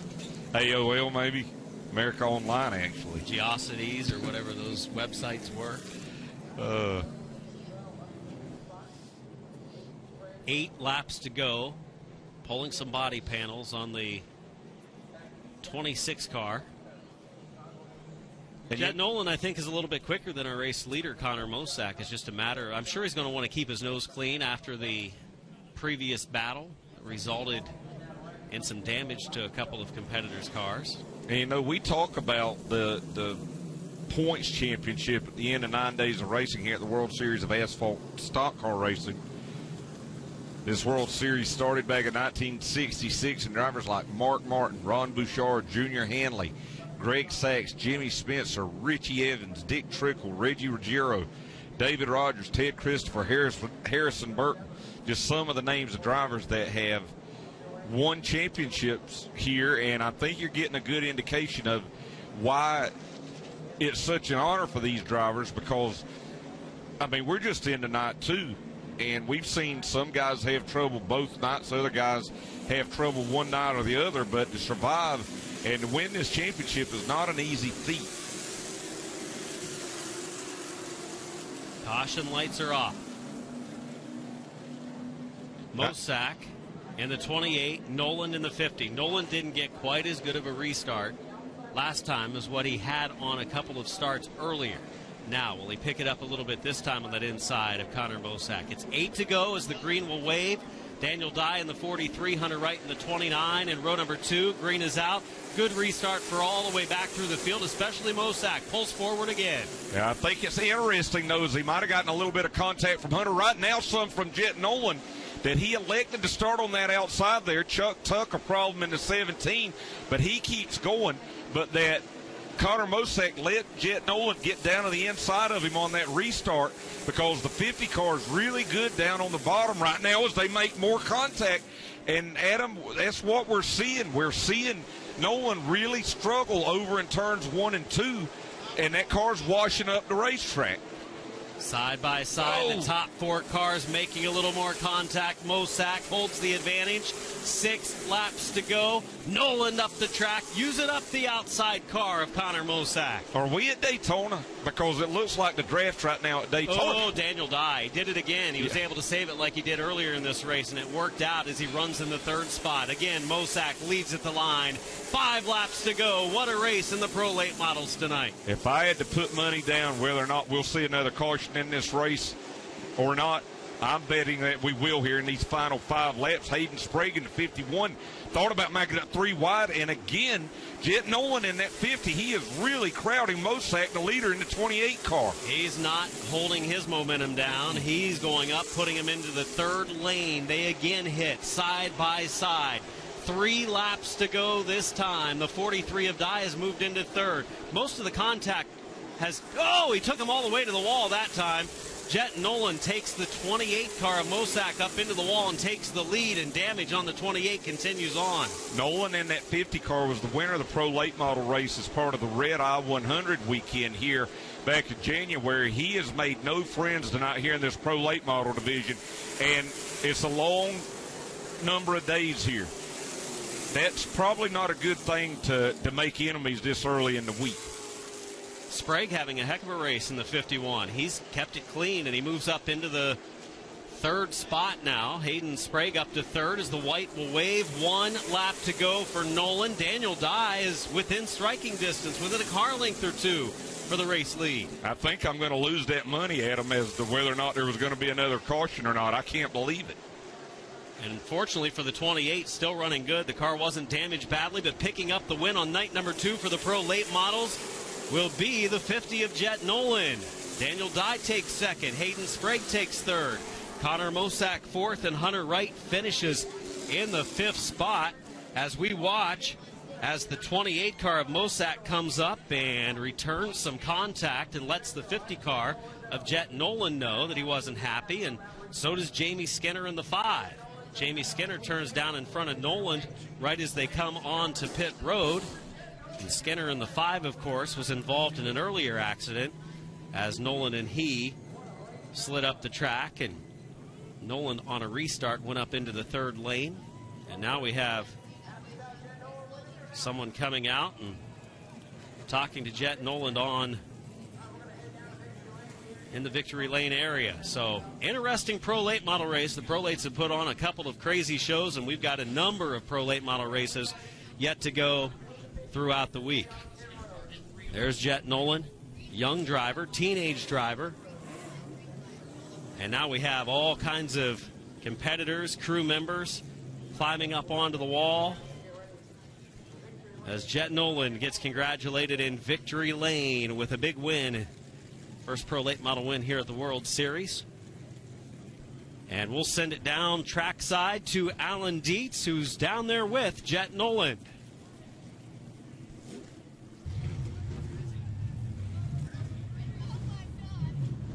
Waiting on Alan to get in position down in victory lane.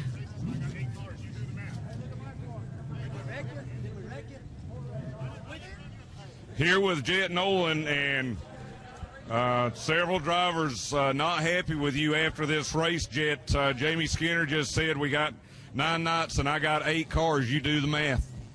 Good for him. I mean, it's his problem, not mine. I mean, he's going to be slow for the next races probably, so whatever. He's going to race 30. He's going to get race 30 back. That's all I have to say. He had plenty of time to lift off the gas, but he didn't, so that's his fault, not mine. Tell me about the intensity out there. Your car was down on the bottom, and it looked like you were really struggling with the handle. All the cars were really on the ragged edge. Yeah, the car was great. Jet Motorsports made a great car for me, but it was just a little bit tight, and that was really it. Tell me about the accident there on the restart going into turn 1. From your viewpoint, what did you see happen? The car in front of me, he didn't get off the start as good as he should have.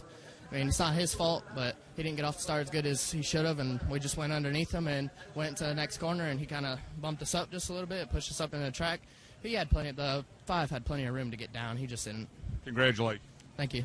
Jet Nolan going to take his first win in Pro Late Models here during Speed Weeks, but as we said, Jamie Skinner and Connor Mosack right now both upset with Jet Nolan after this race. As we come back now to our second place finisher, Daniel Dye. And Daniel, you might have had the best seat in the house to some unbelievably intense racing out there. It looked like you guys were at Daytona out there for a while. Yeah, there was a couple times I found myself 3 wide, kind of like they were at Daytona this week. I did have the best seat in the house. Like the whole time there's something going on in front of me. And I don't know.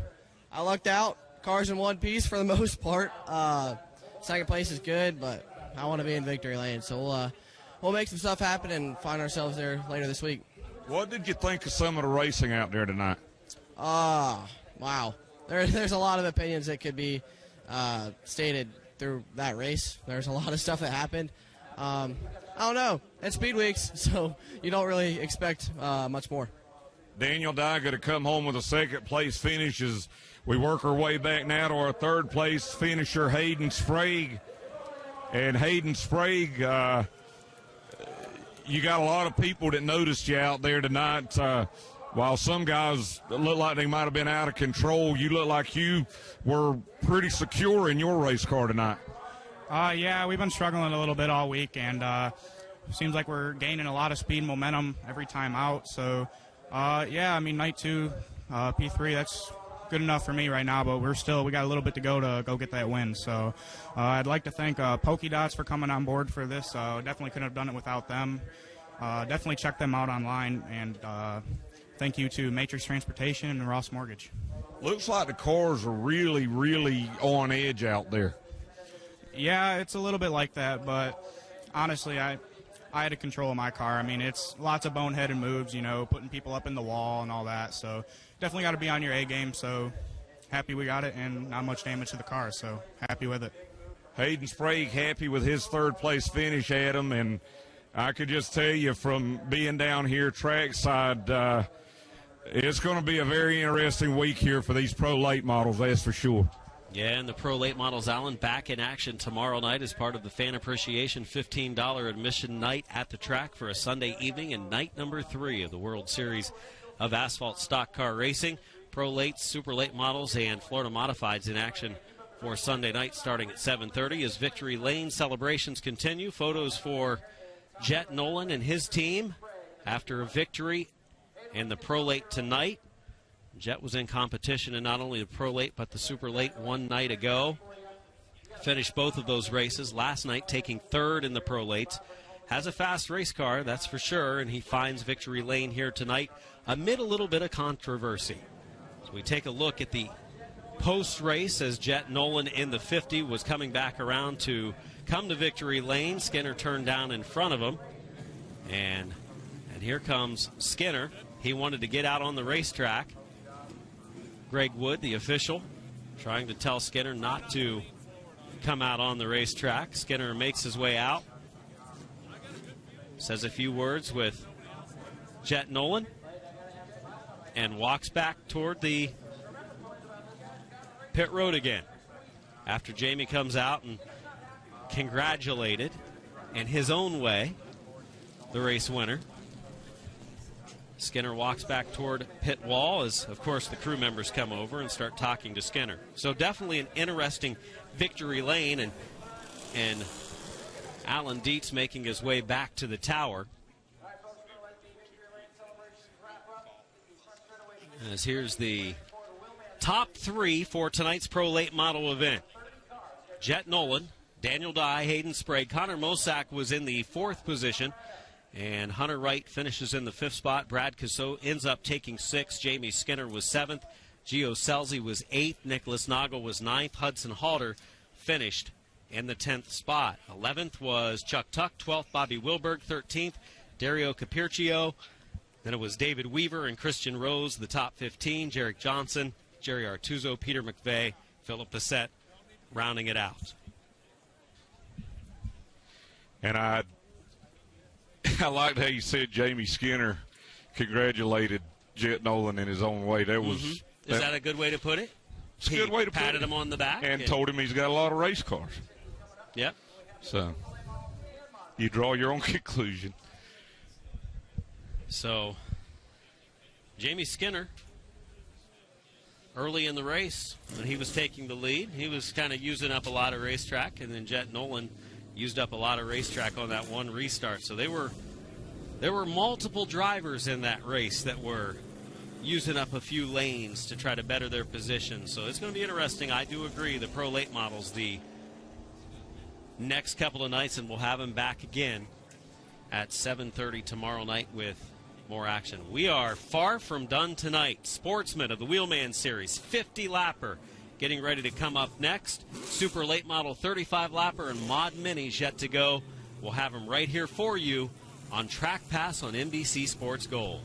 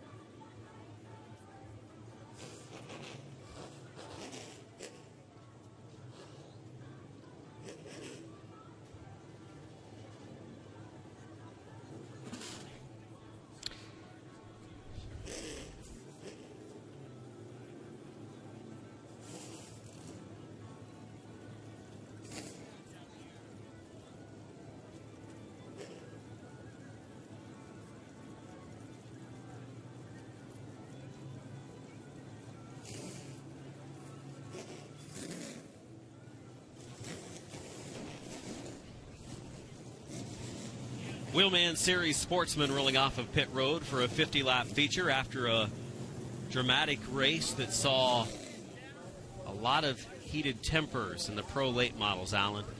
Well, our friends on Twitter have got a lot to say about this hashtag trackpass. Ryan Farrell says, roses are red, violets are blue. I'm in my lane, and I'm in yours, too. Trackpass is awesome. Stephen Kinney, at Jet Nolan, I don't care what anybody says. You drive the wheels off. You had to do what you had to do to get the win. Applaud you for the cojones you had sending a 3-wide, probably the best move all speed week so far. Jeff Landrum, hashtag trackpass, watching exciting short track racing at New Smyrna from Anchorage, Alaska. Denver says, I'm watching track pass at New Smyrna Speedway from Ohio just because of Adam Mackey announcing. Yay! Earnhardt Fan Production says, track pass, feel bad for the driver of the truck. Glad everyone is okay, though. Richard Coleman has got a trivia question that I don't think any of us can answer, so I'll just say Richard Coleman sent that question. Daniel Viney, wow, that was a wild pro late model race at New Smyrna Speedway. Jet Nolan picks up the victory, but didn't make many friends doing so. Louis Robinette's watching in Huntsville, Alabama. And here's probably my favorite. We've also got David in Redwood City, California.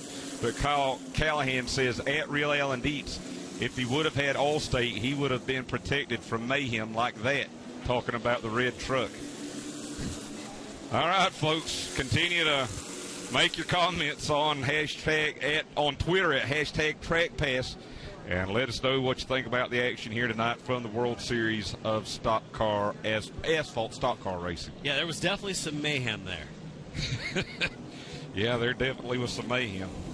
Let's take a look at the starting lineup for the Wheelman Series. The Sportsman Series is based out of Florida and kind of run by Steve Dorr with Race Car Engineering. Daniel Webster, 14 was the invert tonight, putting the 14th fast qualifier, Daniel Webster, on the pole. He's out of Brooksville, Florida in the 5. Jake Perkins out of Ocala in the 59 starts outside. Devin McLeod from Zephyr Hills in the car number 23 will start third. Matthew Green from Orlando will start fourth in the car number 44. And Chad Rutherford from Hollywood, Florida, he'll roll off fifth in car number 2. Colton Bramlett starts in the 6th position, the 22 car out of St. Cloud, Florida. Rex Struble out of Crystal River, Florida in the 69 starts 7th. Jeff Schofield, the veteran late model driver, starts 8th in the 07 from Plant City, Florida. Adam Briggs will roll off 9th in the 14 from Lakeland. Earl Beckner, the winner here last night, correct? Yes, winner here last night.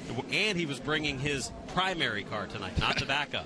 He's from Apopka, Florida. He'll start 10th. Back in 11th, there'll be Brandon Morris from Mulberry, Florida, in the car night's runner-up. 56th, and Patrick Thomas, the defending champion of the Wheelman Series. He's from Oviedo, Florida, in the car number 77. Jesse Henley, 3H, starting in the 13th spot with second quick in qualifying and top qualifier. 14th starter, Brooke Storer, young lady from Zephyr Hills, Florida, in the 9 car. She finished third last night. Starting 15th will be Chris Harvey from Ocala, Florida, in the car number 51. Tim Sozio from DeBerry, Florida, will start 16th in car 16. Joe Winchell in the 92 will start 17th. He's from Dade City, Florida. And John Witten in the 3 from Huntsville, Alabama, will start 18th. Starting 19th, the 07G of Scott Garrity out of Port Richey. Lakeland driver in the 43, Sean Jenkins. Timmy Todd out of St. Cloud, Florida, starts the 25T in 21st. Brighton Privat out of Bushnell, Florida, starts the number 5 and 22nd. Take you through the rest of the field. Starting 23rd from Beverly Hills, Florida, be the car number 32 of Dylan Civils. Starting back at 24th, the 63 from Melbourne of George Alexander. Starting 25th will be the 10 of Joe Hamilton from St. Cloud, Florida. 26th will be Dave Werning. He's from Palm Coast, Florida, in the 112. And John Sepracone from Bradenton, Florida. I think I got it right. You're pretty close. Pretty close. He's in the 5W from Bradenton. As we said, he'll start 27. John Sapricone was in our top 14, but was disqualified after his run, so that relegated him back to the 27th starting position. Ralph Miller is given the 1-to-go signal this time by. Next time around, we're going green. 50 laps for the Wheelman Series. Just so you know, I would have got Sapricone right if it was spelled correctly on the starting lineup. It is spelled correctly. It's got a lot of letters in it. No, it says Sarpercon. Yeah, well, that's the way it is. Oh, okay. Well, I guess I was wrong. 50 laps of green, Alan, the Wheelman Series. 27 drivers to take the green out of turn 4. It's Daniel Webster and Jake Perkins to turn 4. Green is out. Here we go, their big special event of the week for the Sportsman. Remember, 14 cars, the inversion. So the 13th and 14th fastest cars are up on the front row, 2 by 2 down the back straightaway they go. Jake Perkins in the 59 on the outside, trying to take advantage into turn 3, but here comes Webster back down low. Very good race cars starting at the front of our field. Some sharp-looking rides as they cross the line for their season opener. And leading the way, the 5 of Daniel Webster closes the door on Jake Perkins. A couple of things, as we said, sort of like the Florida Modifieds. These cars have a smaller tire. This is a 10-inch tire. And like the Pro Late models, these cars running on 602 crate motors don't have as much horsepower as we'll see with the Super Late models and the Tour Type Modifieds. They punch a pretty big hole in the air, too, Adam, with these wedge bodies on them. A lot of downforce on these cars as well. That gets them some extra downforce on the track compared to the template bodies we see with the other Pro Late model classes. We're side by side inside our top 10. Pretty good racing so far with 3 laps complete. Watching the 71, the green car, Earl Beckner, last night's winner. Different car tonight. It's his primary car. And then this battle back for 9th and 10th. 77 car Patrick Thomas working up to the outside of the 69 of Rex Struble. And we saw Patrick Thomas in the 77 last night making his way through the field. We knew he had a fast race car, just had to start deep in the pack last night. Tonight he starts deep in the pack because he turned a really good qualifying run, and he's boxed in right now in the 77 car. Speaking of boxed in, Brooke Storer, the fastest qualifier in that car number 9. She started 14th. She's only been able to work her way up to 11th, trying to move around Patrick Thomas here and move into the top 10. Good side-by-side action. She just outside the top 10 in the 11th. Now makes the move on the 2 of Chad Rutherford, getting inside the top 10. 56, runner-up last night, Brandon Morris was right there battling for a while with the eventual winner, Earl Beckner. He's moving up on the inside lane. Good racing in our top 10. You know, another thing that we see here in this Wheelman Series for these Sportsman cars, similar to the Florida Modifieds, is you have older drivers. As the caution, I believe, is out on the speedway, and it is. Tim Sozio in the 16 has spun some damage to the left rear of that race car. Doesn't look to be that severe damage. Rear end looks to be in place. Works for the Miami Dolphins organization and calls DeBerry, Florida home. A little bit of damage there on the left rear, but as we were saying, you have more seasoned drivers for the most part in this Wheelman Series, and you see a lot of respect out there on the racetrack as far as the way these guys and gals race one another. 6 laps in, 44 laps to go. Good clean racing so far. Moving the Sozio 16 machine, waiting as the field went by, and now has room to back out onto the racetrack. I just love these race cars. I mean, just so sharp, from the rims to the bodies to the paint jobs. And these cars allow for a lot of ingenuity that you don't see in racing as much anymore because they're not as strict on the templates. I mean, you have to fit certain templates, but there are not as many templates with these cars, so you can have a little bit of leeway on the way that you mount the bodies and the way you actually shape the bodies. It is the case with this outlaw late model looking class. Sportsman of the Wheelman Series as they get the first 6 laps in. Sozio joins the tail of the field. Daniel Webster is our race leader. Jake Perkins is second. Matthew Green is third. Devin McLeod is fourth. And Jeff Schofield showing in the 5th spot, moving up from 8th. Colton Bramlett running 6th. Earl Beckner 7th. Rex Struble is 8th. Brooke Storer 9th. She's already picked up 5 spots, Alan. Running 10th, Brandon Morris. Yeah, I'd say Brooke Storer is pretty happy with where she's at right now. She's basically passed almost a car a lap. She's up 5 spots from where she started. Chad Rutherford will run in 11th in the car number 2. Jesse Henley is 12th in the 3H. Patrick Thomas 13th in the 77. Adam Briggs is 14th. And Chris Harvey 15th in the car number 51. Back in 16th is the 92 of Joe Winchell. 17th will be the 3 of John Witten. 18th will be the 43 of Sean Jenkins. 19th will be the 07 of Scott Garrity. And rounding out the top 20 will be the 25 of Timmy Todd. John Sapercone, George Alexander, Brighton Pravat, Dylan Sibbles, Dave Warning, and our spinner, 16 of Tim Sozio, rounding out our field. And if you're Tim Sozio, he's got a chance to recover. Just has to avoid any mishaps that may take place in front of him. Long way to go, 44 laps from the finish in our 50-lap event for the Wheelman Series. And you know, if you're into song parodies and you're a Phil Collins fan, you'd say, Sozio. Okay. Yep. Good point. There we are again. Mm-hmm. Wave at him. It's my hand. There's his I'm hand. up there. We're still in the same location we were a day ago, and we're going to be here for 7 more nights after tonight, Alan. And we don't leave. I mean, this is where we are. They bring us food every couple of hours. And a little bit of water, bread. Mm-hmm. Field has realigned. The new Smyrna Speedway pace car will drop to pit road in turn 4. 6 laps complete. The leader, Daniel Webster, in the outside lane. Restarts in turn 4. We're back underway. Look out. Webster off the pace. Moves over. Field going to be able to avoid as they get slowed down. A tough break for the 14, losing some spots. Adam Briggs there as we go down the backstretch. So it was problems for Daniel Webster. It almost looked like the car got stuck in gear or something, because he's still got power, but he's dropping back like he's not able to get the car into high gear. I think he's running okay now, finally up to speed. Probably a shifting situation down in turn 4. Jeff Schofield and the 07 racing right there. He's up to the 3rd spot. Devin McLeod and the 23 Earl Beckner in the 71. Beckner on the move with a primary car tonight after winning last night and then back up.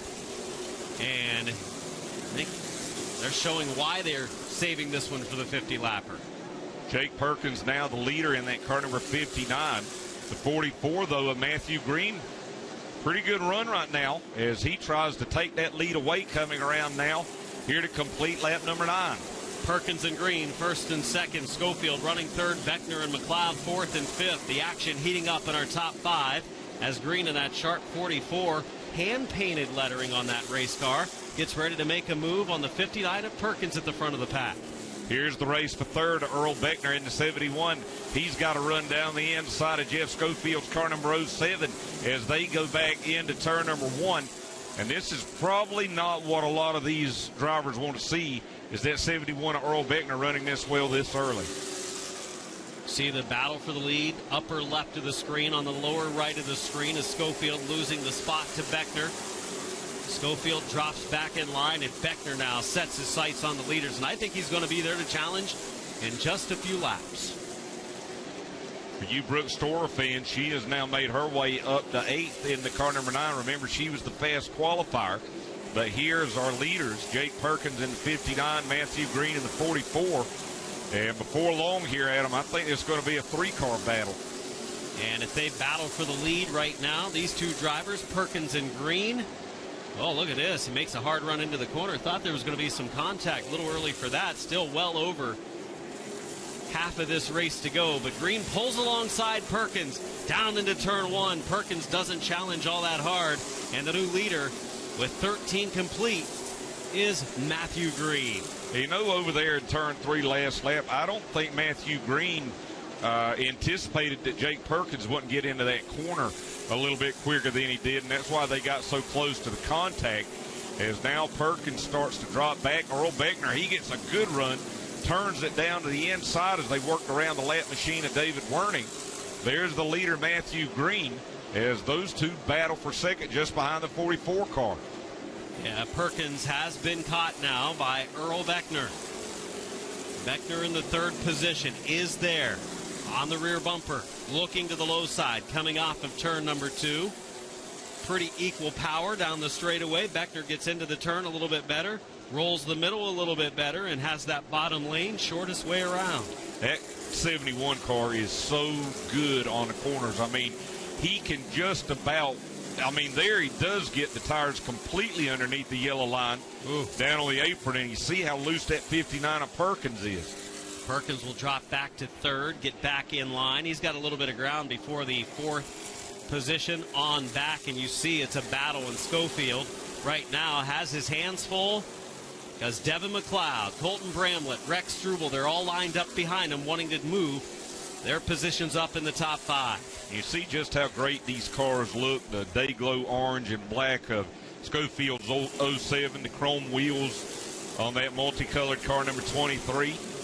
Devin McLeod, he'll take a peek to the inside again, trying to take 4th away. As they come out of turn number 2, he's got a nose down to the inside. See if he can get down there to the left rear quarter panel here in turns 3 and 4. He's got a good run this time. Schofield breaks loose just a bit out of turn 4. Devin McLeod finishing 14th one night ago in a Sportsman race last night on night 1 of the World Series. Tonight trying to do much better. Gets a little free through 1 and 2. Races down the back straightaway. And will again have to set up another run for the 4th spot. And Jeff Schofield, the veteran driver. And I thought he was going to be able to get around Schofield that time. Schofield did a good job to get around, as now we've watched this battle back between Colton Bramlett and the 22 and the 69 of Rex Struble. Struble second in the wheelman points this past racing season. Gets to the inside of the 22 of Bramlett. As they come off of turn 4, the field starts to slow as the yellow flag is again waving for a second time in this race with 21 laps complete. To spin on the back straightaway, and the driver able to pull away, Sean Jenkins in the 43. Yeah, he went around there at the exit of turn 2. Doesn't look like he made any contact with anything, as we're just 9 laps away from halfway in this Wheelman Series feature for the Sportsman cars. And, you know, we talked a little bit about it last night, but what Steve Dorr has done, the really the promoter of this Wheelman Series, you know, he's been able to get a lot of the tracks here in Florida and Georgia to follow these Wheelman Series rules. And Florida's been famous for multiple rules at different racetracks all over the state. But now you got the Wheelman Series, New Smyrna, Pensacola, Watermelon Capital. They're all running pretty much the Wheelman Series rules now for the Sportsman class. That helps out not only with the local program and drivers able to travel from track to track, also helps the Wheelman Series be able to go to these tracks and draw large fields of cars. And we had 27 start tonight. Biggest field of cars we've seen start in a race over the first 2 nights of the World Series, and that's a good sign. Some of the crews watching from down in the pits as they look on for this Wheelman 50-lap feature. 21 laps in the books, just 2 yellows so far for some spins. One by Tim Sozio, who has now recovered to move up to the 18th position. And another spin by Sean Jenkins in the 43. The leader is car 44, Matthew Green. Green, a driver we've seen over the last few years racing Sportsman competition here at the World Series. He's from Orlando. Finished 6th in track points in 2019. Did pick up a feature win. Last night had issues and finished 24th. So really trying to better that, and he's got his work cut out for him. Last night's winner, Earl Beckner Jr. in the 71 car. On the inside, the 44 of Green should be starting the race. Yeah. That wasn't the case down in turn 4. As we get underway, down into turn number 1 we go, and Beckner's out front. This is going to be interesting to see how Wheelman Series officials score this, as a couple cars got together there at the back of the field. That's the 5W machine that we saw here last night. Driven by Sapercone tonight. Up in the top 10. And the 3 car of Jeff Colburn. And that might have been a break for Earl Beckner in the 71, because he might have been seeing a black flag, or at the very least might have had to give that lead up, because he definitely jumped the start. 44 of Green wasn't going. He was kind of laying back, but the 71 was out in front of him. So we see the 3 car making his way down into the infield, involved in that accident. So Green officially the leader in the 44. The green car on the inside lane, driven by Beckner.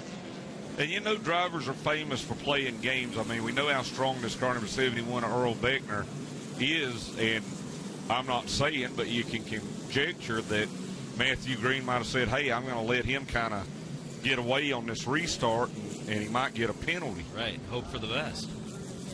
See work going on to the 3.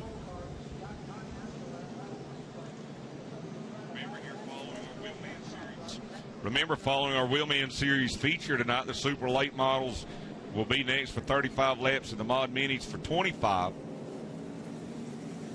Officially showing now we've completed 20 laps with 30 laps to go.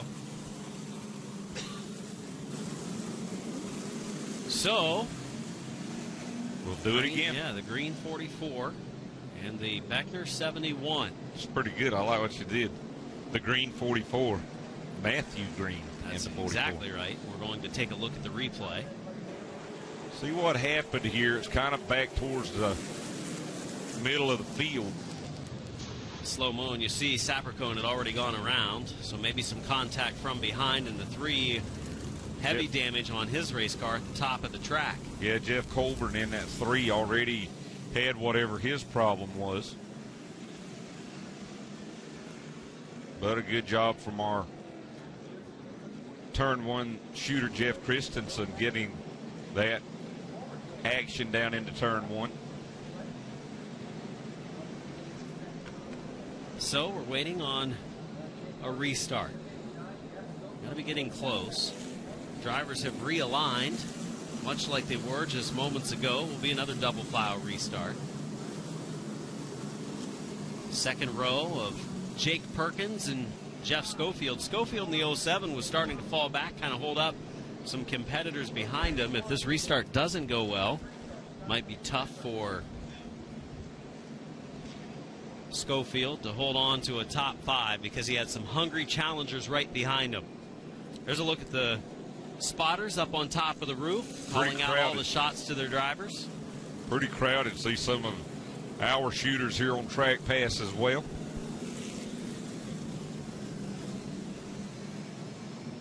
Super late model 35 lapper coming up next at the conclusion of this Wheelman Series race. Mod Minis in a 25 lap feature to round out our program tonight. All back to do it again on night number 3 tomorrow night. 3 divisions of action. $15 grandstand admission at the World Series for a Sunday night of racing. And remember, Monday night you can watch our stream of the ARCA Menard Series East action, their 175 lapper, and the debut for 2020 of the not Wheeling Modified Tour. A lot of Wheeling Modified Tour drivers, but of the Tour Type Modifieds here at New Smyrna Speedway. Coming to green, Matthew Green in the 44. He is setting the pace this time on the restart. Beckner a little bit of a better start down in turn number 4 as they cross the line. Beckner the advantage. Perkins going to try to come along. Green's going to try to hang on to that second spot. So far does. A little free on the exit. Schofield looks a little better in the 07 as Perkins battles to the bottom. Hey, you know, on that last restart, we kind of laid blame there on Earl Beckner, but we've also seen officials in the past say to the guy who's actually supposed to be controlling the start, hey, pick it up. You know, if you don't go, then the guy on the inside can go. So it works both ways.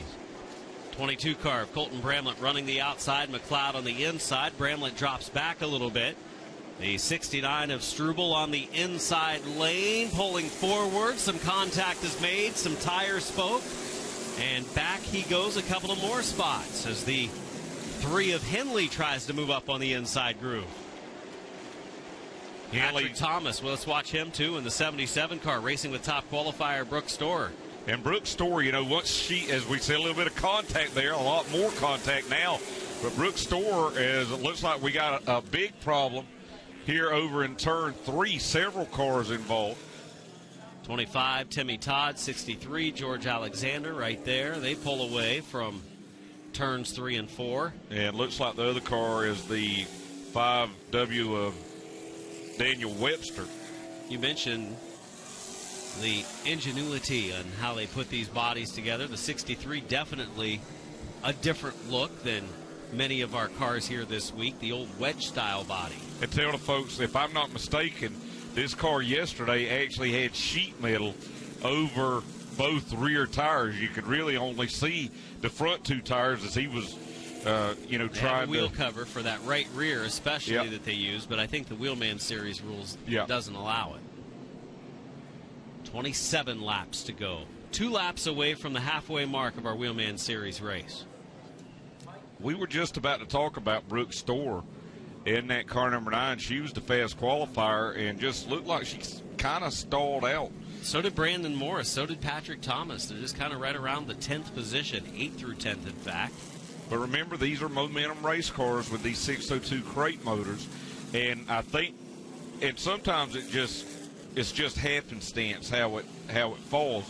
But Earl Beckner was able to make the moves when he had the momentum and had the opportunity, and it just seems like those other fast cars have never been able to quite sort themselves out to where they can get the momentum to work their way up through. One of our cars coming down to the pits, Chris Harvey in the 51. Ocala, Florida driver is Harvey, part-time Wheelman Series competitor. Another one of the great things you love here in grassroots short track racing too, these are not professional crews. Friends, family members a lot of times helping out. And they're going to get the hood back on this 51 machine of Harvey and try to get him back out on the speedway. 2 laps from halfway, 27 laps to go. The Wheelman Series ran pretty good green flag run during the course of this race, but now we've had a couple of cautions in close proximity as Earl Beckner leads, looking to go 2 for 2 to start the week for the Sportsman. This one, a sanctioned race for the Wheelman Series. The Sportsman then scheduled to be back on the schedule next weekend as well. Pro Trucks, we'll see them later in the week. We haven't seen them on track yet. Mod Minis get their first World Series race as the final event of this evening. And, I think we talked about it before, but it's one of the great things with a major event here like the World Series is to see the local divisions here at New Smyrna Speedway able to race on a high-profile event as well and showcase their talents. And the Sportsmen, they brought good fields of cars both nights, so it's great to see that. The Bombers had a small field last night. Mod Minis, I believe, a small gathering tonight for their race. And a lot of times with those, local classes, they really don't start racing regularly till March and April. A lot of guys don't have their cars ready. They don't have their cars ready, whereas, here with the Sportsman cars, pro late models, super late models, things of that type, I mean, you really and honestly say other than a couple of weeks around Christmas, some of these divisions and drivers never really ever stopped racing. Checking track conditions and realigning the field under this yellow that will double the field up again. And now Beckner, for the first time tonight, gets to choose which lane he starts in. I got a feeling I know where he's going to start. Up top? I don't know. He did really good on the bottom, so he could probably stay there. But he is going to go up to the top here. And looks like he thinks that momentum is the way to go. Honestly, I think that 71 car of Beckner is so much faster, at least than the cars that are right around him right now, that he can, I really don't think it matters where he starts. I think, that car is just so good right now. Flip a coin and he can choose that lane. As it's going to be Beckner in the 71, starting this one down in turn 4, back underway, 2 laps from halfway. Beckner a good restart, pulls ahead. Green just trying to battle for second with Schofield. Schofield has a good start. It's going to take the runner-up spot. He'll go from 4th to 2nd there from turns 1 and 2 over to the back straightaway. Now Matthew Green, the early leader in the 44 cars, drop back. Now, I believe that might be Webster. Yeah, Daniel Webster in the other car, number 5. It's like a big failure mechanically in the drive line of that race car. There's the leader, the 71 of Earl Beckner. And the yellow flag going to wave here for the 5 of Daniel Webster.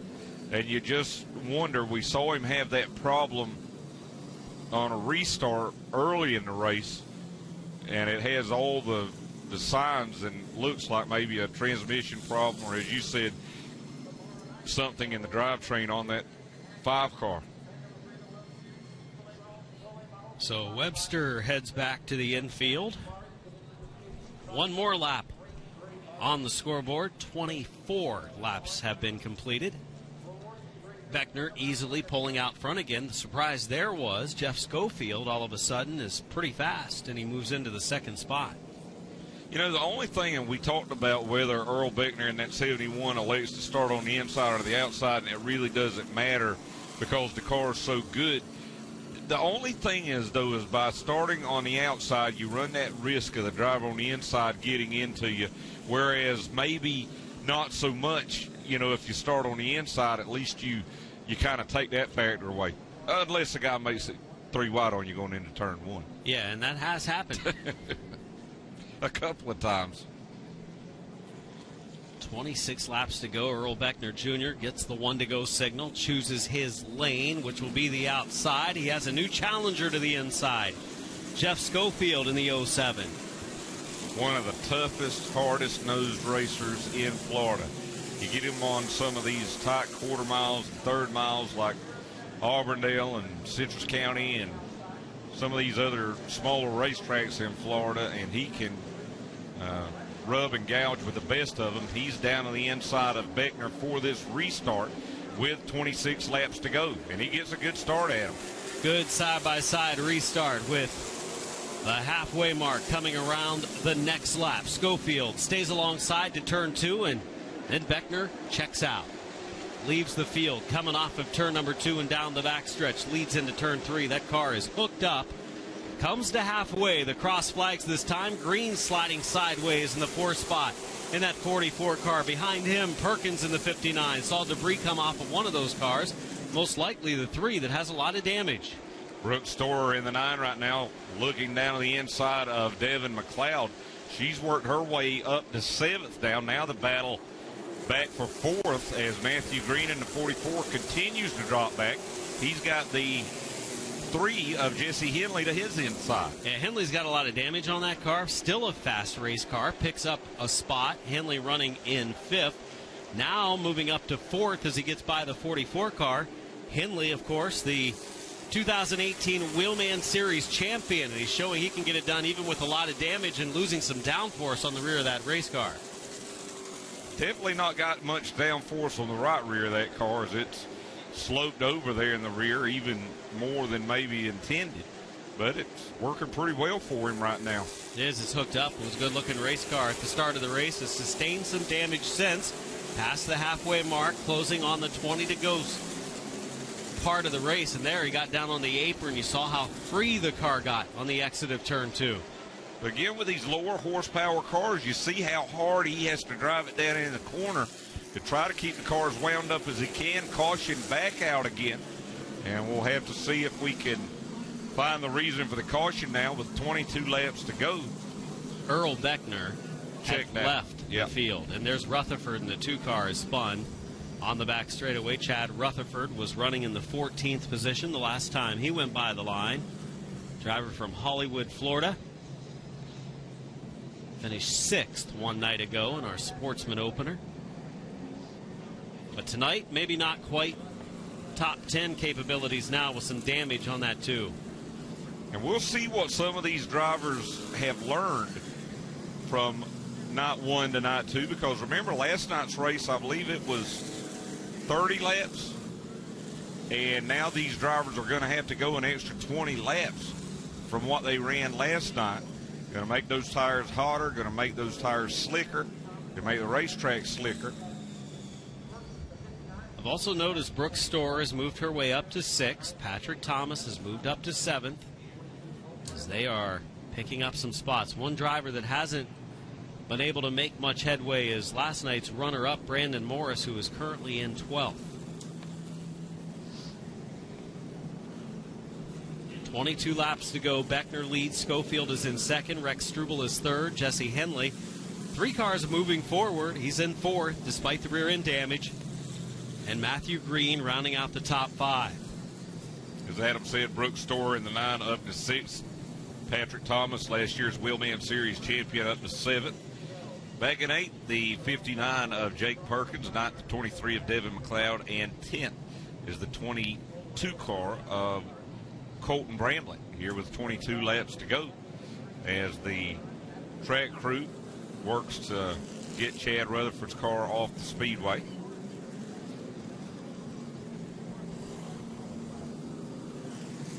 Beckner going to be tough to beat. I don't think anybody at this stage of the race has anything for him. The question mark will be, does Brooks Store, Patrick Thomas have anything for him if they can get up there? And they've been moving forward lately, maybe saved a little bit earlier in the race, didn't want to take any chances, burn off any of their equipment. You're watching the Wheelman Sportsman 50-lapper tonight, night number 2 of the World Series of Asphalt Stock Car Racing. There's a good look at the car and driver Rutherford walking away from his ride. More comments here on Twitter, hashtag trackpass. Cody Connor says, I'm ready to hear Real Allen Dietz announce the super late models. I've called a lot of Cody's races, from Bandoleros all the way up to pro late models and super late models. Dirt Farming Rodder says, NBC Sports, hashtag trackpass. Love your coverage, guys. Talk about great racing. Wow. Krista May, that wasn't Jet Nolan's fault. Changed my mind. I like that. Stampy says, track pass. Nolan screwed Skinner and Mosack. Kid's going to get a lesson in respect this week. Brian Beck says, let's go Earl Beckner from Apopka, Florida. Dale.88 says, track pass, hello from Messina, New York. Wow, that red truck, that sucked for him, but it's a racing thing. I wish him luck. Good race, Daniel Dye. That's all referring back to our pro late model race. Dirt Farming Rodder, I like this. If the racing keeps up this good for the rest of the week, I don't think my heart will take it. Ha ha, love your coverage, guys. Has been pretty exciting, no doubt. A lot of drama starting to build up through 2 nights with 7 nights to go. Bill Beamish in Eagan, Minnesota. Matthew Crapo from Haverhill, Massachusetts. Folks all over watching here on Track Pass, and we thank all you folks for watching and your comments on Twitter. As Chad Rutherford, 2-car rolling back, you saw Daniel Webster just in front of him, walking, pointing to help bring that 2-car back to where it goes in the pit. Certified Optic Solutions, the sponsor for Chad Rutherford. Track clear. Cars have realigned. Still a couple drivers coming off of pit road, and get ready to double them up and go for another 22 laps in this Wheelman feature. Super late models will be coming up next. That should be another good one. And I'll tell you, Adam, you know, we've seen what now? We've seen 8 out of 10 races between last night and tonight that'll be ran so far. And every single one of them have been unique, have had their own unique quality about them that has made them good to watch. It's just been so great. We're only on night 2. I think the pro late model one's the one that everybody's going to be talking about for a little while as we get ready for a restart. The 71 of Beckner and the 07 of Schofield. Turn number 4, green flag back out. Beckner left him last time, and in just a matter of a few laps, pulled away for about a half straightaway lead. Gets the advantage here, and here comes that damaged number 3. Jesse Henley up into the 2nd spot. Look at Brooke Storer in that car number 9. She's going to work up to the outside as we got a car around, I believe, over in turn number 2. That's the car number 32 of Dylan Civils from Beverly Hills, Florida. Had 7 top 10s last year in the Wheelman Series. No damage done to the car. Nah.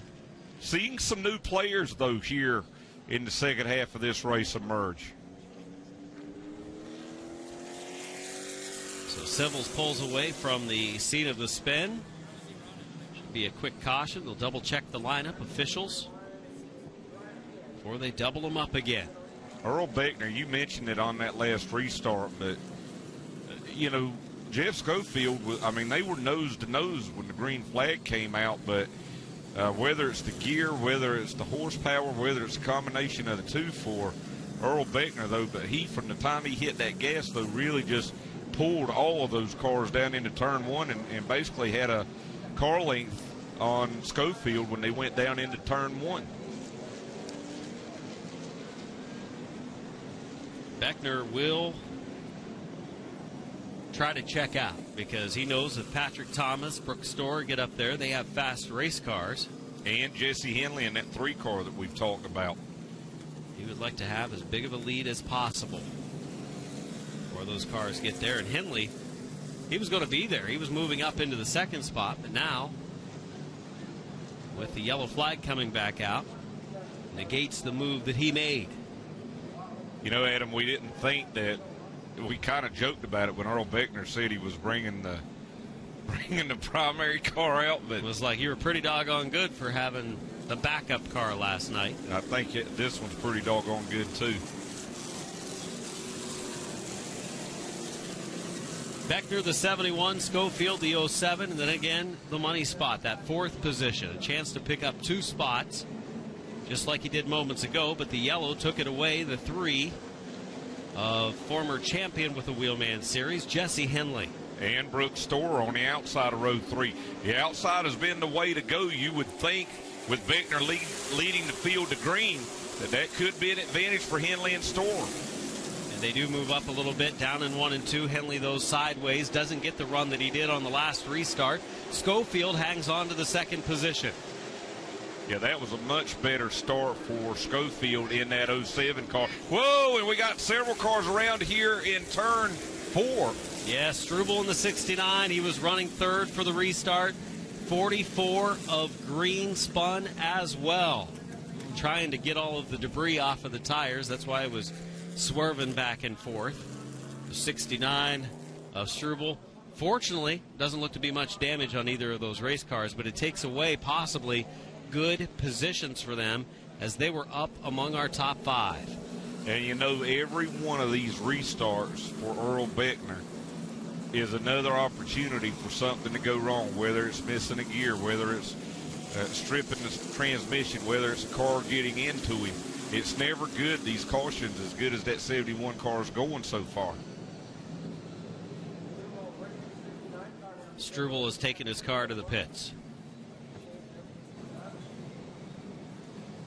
Didn't look to be any severe damage on the car, but he takes it into the pit stall. And I guess no reason not to take a look. If they're going to send you to the tail, they can come down and take a look at the car and make sure everything's okay. And here's a look at the replay. Got into the corner a little hot, spun it sideways, down, and would have saved it, but nowhere to go for Matthew Green. Yeah. And he gets punted by the 77 of Thomas, who, again, had nowhere to go. Yeah. And fortunately, everyone behind him did a good job to avoid those in front and avoid any hard crashes. Yeah, it looked like Struble just washed up a little bit with Jesse Henley up to his outside and kind of pitched the car sideways, and as tight as all those cars were right after the restart, just a chain reaction that sent Struble and Green around.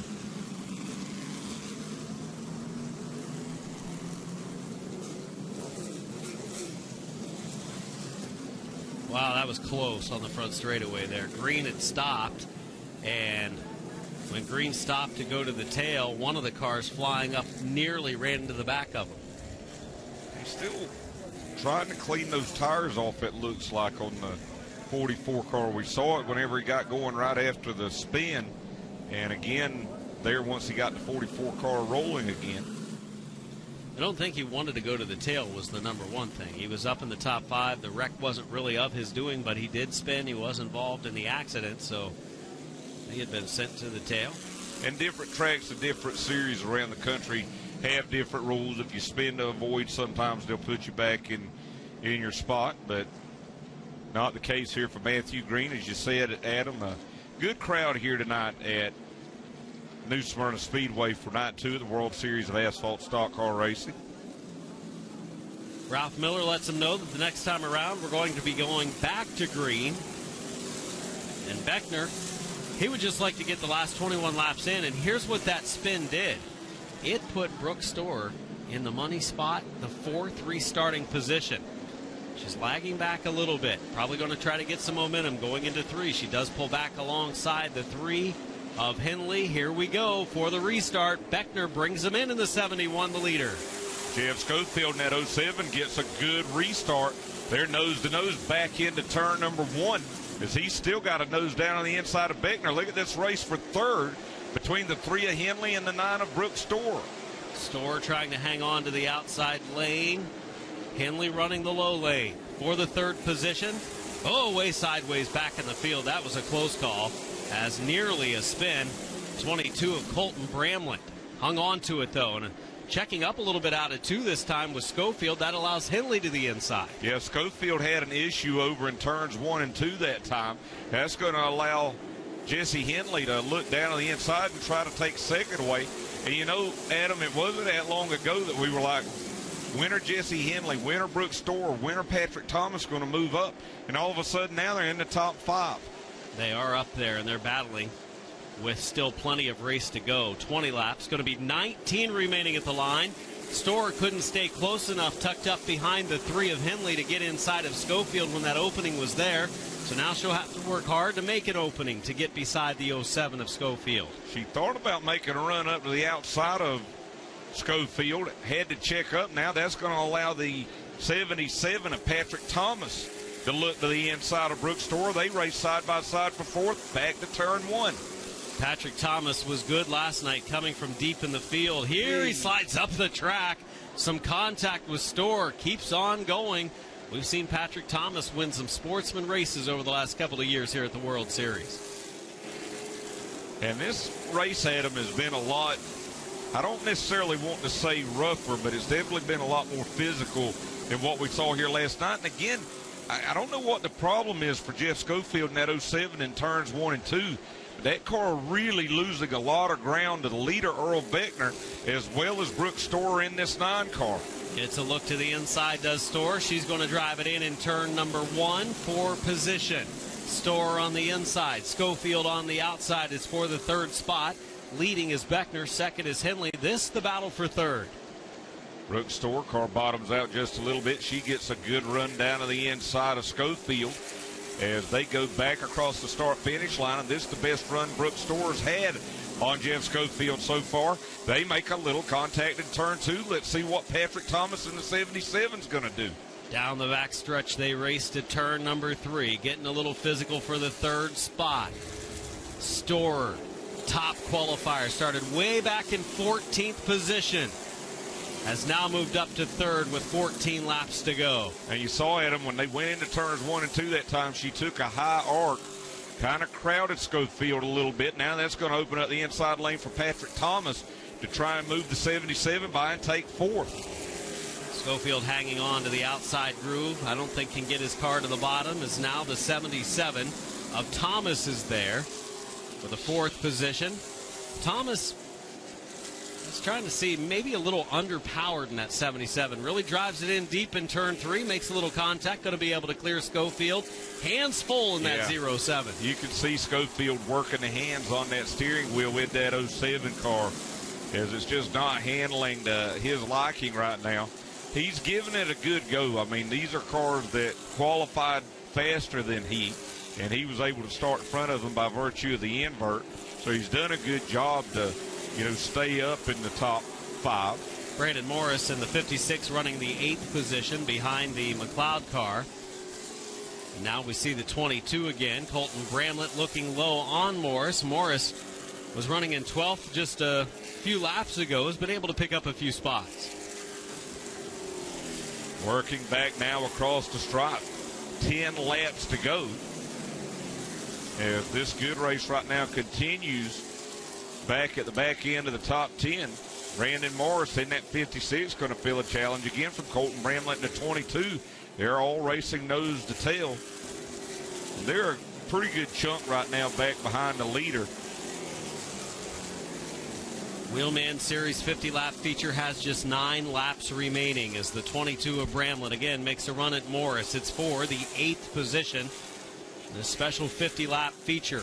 Beckner leads the way by nearly 2 seconds over Jesse Henley. That's why we're not showing the top couple of competitors, as Beckner has that big lead, and he's been adding to that lead. Brooke Storr runs in 3rd. Patrick Thomas runs 4th. Jeff Schofield is 5th. This continues to be the battle for 8th and 9th on the racetrack. For fans in the upper Midwest, these bodies are similar to what... Whoa, as we got a car that just about spun.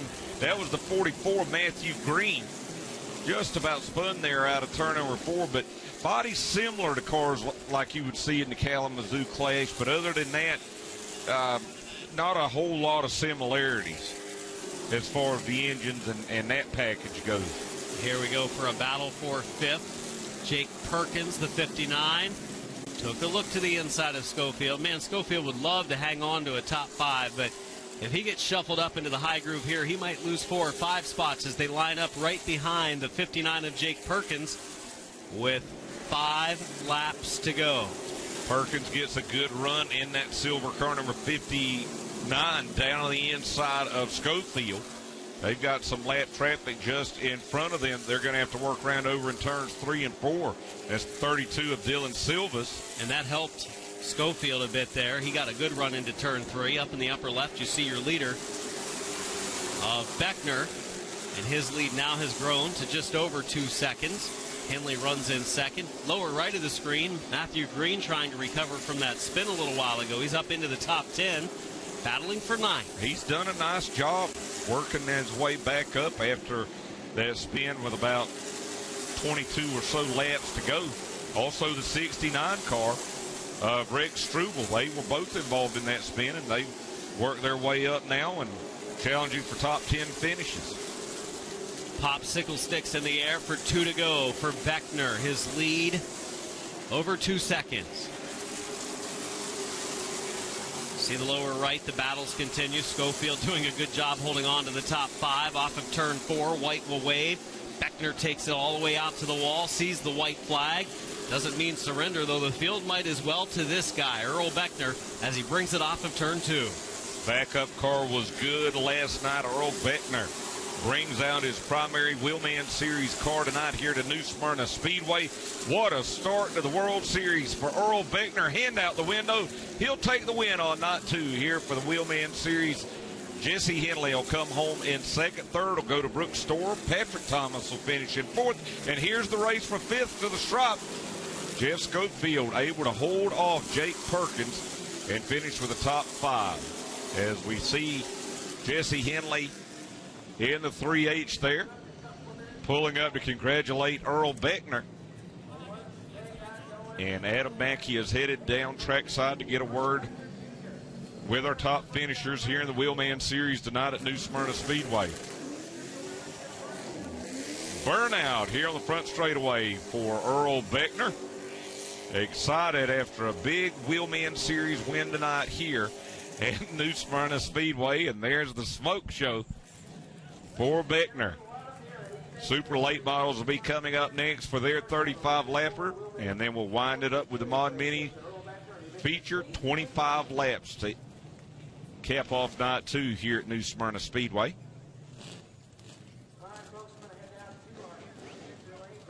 So Beckner will get the helmet off as he's about ready to climb out. Finished 3rd in Wheelman points in 2019 with 1 win. He's already got 1 win now and 2 here at the World Series as he'll climb out and we'll take it down trackside to Adam Mackey. Earl Beckner Jr. climbs from behind the wheel of the 71 as winner of the Wheelman Series 50. Earl, last night we talked to you and you said, this was just the backup car tonight. I'm bringing out the primary tomorrow night. And man, was this thing hooked up. Yeah, my wife talked me into running this thing tonight. But man, this is a pretty emotional day for me. First time my mom.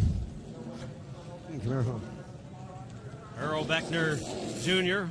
walking up and giving a hug as he gets emotional here in Victory Lane. We'll let him regroup, spend some time with family, and we'll finish with Earl as he celebrates here in Victory Lane. Earl, real quick, Earl. I know a real emotional victory for you tonight. Tell us about it. Yeah, we kind of messed up qualifying. I thought I could run it in without lifting. Probably was a good thing. Put me where I was. I can't thank everybody. I mean, thanks for coming out. My family, my mom. Yeah, I can't talk. It's big. Earl Beckner Jr. celebrates tonight. He's excited for victory, just emotions pouring out of him, and it shows how much it means to him winning tonight second place run right here. Stepping in, Jesse Henley. Man, this car was beat up on the right rear. You had to lose some right rear downforce on the car, but it was still pretty good, wasn't it? Yeah, it was. Shockingly, I was surprised the right rear looks like that when I got out of the car, how good it was. I didn't have nothing for Earl. He did a great job. We would have had to do some homework to be able to catch up to him. Absolutely. The car was really good. Happy with the second place finish? Absolutely, especially coming from 13th. We had a pretty deep invert and made it through. And this testament to all these guys in the Wheelman Series and the Wheelman Series for what they do, and Brandon Ford and Gagel's Auto Parts. You know, all these guys are clean. And I think that happened when Webster broke or something and we were 3 wide. But other than that, we really didn't touch another car. Like, it was a pretty clean race. That it was. Jesse Henley finishing second tonight in the Wheelman Series 50-lap feature event. Third place run tonight was a good one for Brooke Storr, all the way from back in the field in the 14th starting spot. Brooke, got to be happy with third. Qualified fast. You had to start back in 14th. Was it tough getting up into a podium finish? Oh, yeah. Everyone here is so close. These guys we race every week together and really competitive week in and week out. So I know we have the best car. It's very frustrating pulling a 14 after out-qualifying them by over a tenth. So it is what it is. We're loading up in one piece, 2/3 in speed weeks, and headed home. And we'll be back next year. Brooke Storr, fast qualifier, finishes third tonight in the Wheelman Series 50. Thanks a lot, Adam. Louis Robinette says at #TrackPass, could Brooke Storr be the next Haley Deegan? You never know. She's a very talented young lady. Ricky Bobby goes fast, says the pace car will win the Super Late Model race. Now, I like this. John Racing Back Bay says, sorry, Dan Abrams and official live PD. World Series of Asphalt is more exciting and fun. Jonathan Thibault says, cautions galore in the Wheelman Series. He's out of Hamilton, Montana.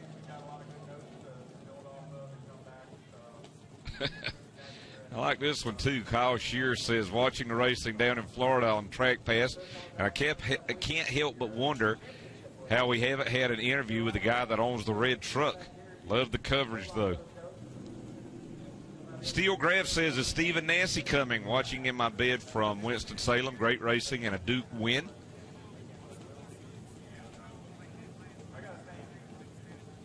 Mark says, first 2 nights of the World Series at New Smyrna has already paid for the 1-year subscription to Track Pass from Linden, Michigan. DJ Gerard says, Track Pass, this worth every single penny. Great coverage. Can't wait for the Super Late Model race. Rooting for the Griffith 12G from Pittsburgh, New Hampshire. And again, remember, Derek Griffith broke the story on Speed 51 earlier today that he'll make his ARCA Menard Series East debut on Monday here at New Smyrna Speedway. Right here on Track Pass, driving for Chad Bryant Racing. Charles Ritchie says, the Racing New Smyrna Speedway on Track Pass has been a great addition to Speed Week. And we thank all of you folks for watching and joining us and sharing #TrackPass. Cassie Fambro, Super Late Model time. George Zinn, Emotional. Need for Speed says, watching some amazing racing from Florida here in Lee, New Hampshire, home of my local track, Lee USA Speedway. Andy Hayner says, hey, Kyle Busch, I hear you're still working on your KBM lineup for this year. If you're not at New Smyrna in person, you better be watching Track Pass and taking notes on Sammy Smith Racing, as we'll take a look back here at our Wheelman Series feature. And the green is out here for the main event. Remember, we had a 14-car invert, Adam, and Daniel Webster was able to take the early lead, but he would end up having problems. And this was a pretty action-packed race. There we see Webster's problems. And that was where the damage occurred to the 3 of Henley. That was when he was deep in the pack outside the top 10. There was a change for the lead as the 44 of Green moved around. But then he got caught up in this incident with Rex Struble. Brooks Store was moving up and had some contact from Patrick Thomas, the veteran in the 77. And then Store rubbed a little paint with the 07 of Schofield. Schofield stuck his hand out the window and waved when that happened, by the way. And what about the emotion, Adam? You saw down trackside there with Earl Beckner. He just told me the second time when I went back to try to talk to him again, he said, I can't talk. He just would get so emotional, and it had something to do with his family being there, and we're going to try to get the story a little bit more on him, as definite emotion as he climbs out from behind the wheel, and his excitement level was definitely there. You could see it in the burnout, a crazy burnout for this Wheelman Series win for Beckner, and there was the hug and the emotion from Earl Beckner Jr. How about that handsome devil down there doing the interview with him? I don't know who that was, I don't know either. Sharp-looking young man. Sharp-looking race cars lining up along pit road right now, and it's the super late models for a feature event. That is what they call it. Second time this week, 35 laps, a Segway. A great Segway. How much does a Segway? And I'm not talking about that weird-looking scooter thing either. As you see them lining up on pit road, our super late models, and I think we're going to be in for a pretty good feature here coming up. Yeah, last night's winner, Sammy Smith, in that car number 51, he's going to have to work around a few cars tonight. He's going to start back and forth, which is not too far back, and in this race, only a two-car invert. You know, last night we saw Jesse Love, who was our top qualifier, ruffle some feathers, and nothing intentionally, but he made some contact that created a crash that involved Augie Grill and involved Ryan Moore, a couple of the veterans. They tore up their cars pretty badly. It involved the 9 as well of Trey Bain. And whether it was intentional or not, they're not happy with the 21 of Jesse Love. So they all repair their race cars to come back and race here tonight, but now he's going to be starting on the front row. He was top qualifier tonight, Jesse Love was. He will start on the outside of row number 1, as the invert was just a 2. So that gave him a great starting position. A fast race car, he could get out front and run away with it, and that might be his best bet. Now, let's update you based on what we saw on Speed 51 a little bit earlier today on some of those drivers that were involved in accidents. The 112 there starting third of Augie Grill, that is the same car that he wrecked last night. The car right there where Brooks Store is turning into the pit area. Ryan Moore, they worked on that car, made repairs on it, and fixed it. David Rogers, he went to a backup car, and Trey Bain actually practiced the car that he got in his crash with last night, the red car number 9, but they decided to go to a backup car. I think they said they bent the frame and they need to work on it a little bit more. So, of course, those that were watching our Wheelman race, and Earl Beckner Jr. couldn't really speak during his post-race interview. He was so emotional, and Speed 51 went down to get the story. And Beckner, his mom had made the trip from Michigan, and it was the first time she had seen him race. That's unbelievable. And he picked up the win, and a big win at that, a 50-lap feature. So Beckner really earned that one tonight, and it meant so much to him. Definitely was emotional. Much more emotional than he was a night ago. Yeah, kind of like when the Chiefs won the Super Bowl for me. You couldn't talk, could you? I did a lot of crying. I am not ashamed to say it. My 6-year-old was there, and he was kind of like, What's the big wrong deal? with you, weirdo? I told my wife, I just apologized to her. I said, I know this don't make any sense, but congratulations to the Kansas City Chiefs on winning the Super Bowl. Congratulations to Michael Self for winning the ARCA Racing Series event at Daytona International Speedway earlier this afternoon. And we mentioned it last night. We do want to mention it again. A guy that we've both known in the late model racing world, Craig Murto, the publisher of Late Model Racer magazine. He lost a battle to cancer earlier this week, and we send our condolences out to his wife, Meg, and their entire family. Craig was a great guy. He loved pavement late model racing and did a great job. Color photographs, great articles in Late Model Racer, and just from all of us here at TrackPass, we send our condolences to the Murto family. just about having the full field of super late models in line. Ready to send them off pit road for a 35-lap feature. A little break in the action for those to get up from the grandstands and head to the concession stand. They're grabbing some good food here from the New Smyrna Speedway concessions. And good field here, 21 cars. We've added Kyle Sieg. He was not here last night. Jet Nolan, who won the Pro Late Model race, he's going to start in back in 10th. And probably lucky for him, some of the feathers he ruffled, those drivers aren't doing double duty. Tomorrow night they'll get a chance to race again together. I think that's going to be worth watching all in and of itself. Cars pull off of pit road. Top qualifier again, Jesse Love, a midget driver. He's also raced some late models over the last year or so.